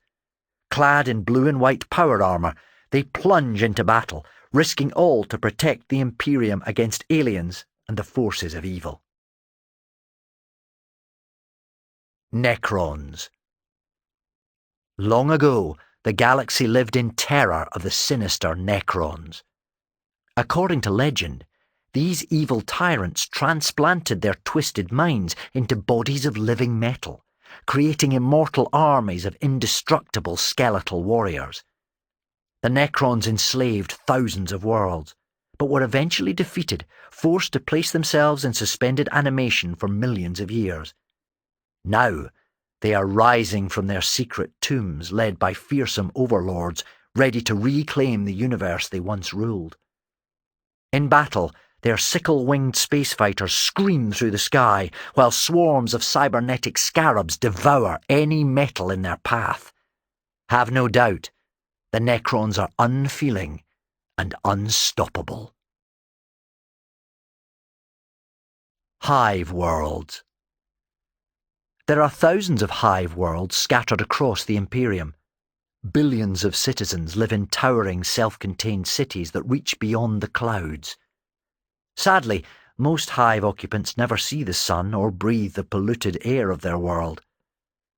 A hive is made up of various levels. The spires, where the richest and the most powerful citizens live in luxury. Life in the 41st millennium doesn't get much better than this. Unless the Necrons send the entire hive crashing to the ground, of course. The upper hive, home to the nobles, bureaucrats, and manufactorum owners who rule the colossal cities in the Emperor's name. The lower hive. Most of the population lives in the lower hive, scratching a meagre existence in filthy manufactorums. Every day is a grind, with barely any food and no respite from toil. Lower hivers live to work, nothing more. The under hive. If you thought life in the lower hive was tough, nothing will prepare you for the under hive. Home to the poorest citizens, every day is a fight to survive. Vicious gangs rule the labyrinthine tunnels and sewers, locked in a never-ending turf war. The outskirts. Only the bravest or most desperate souls choose to live in the poisonous wastes that surround the hive. Dangerous animals stalk the toxic landscape where no crops can grow.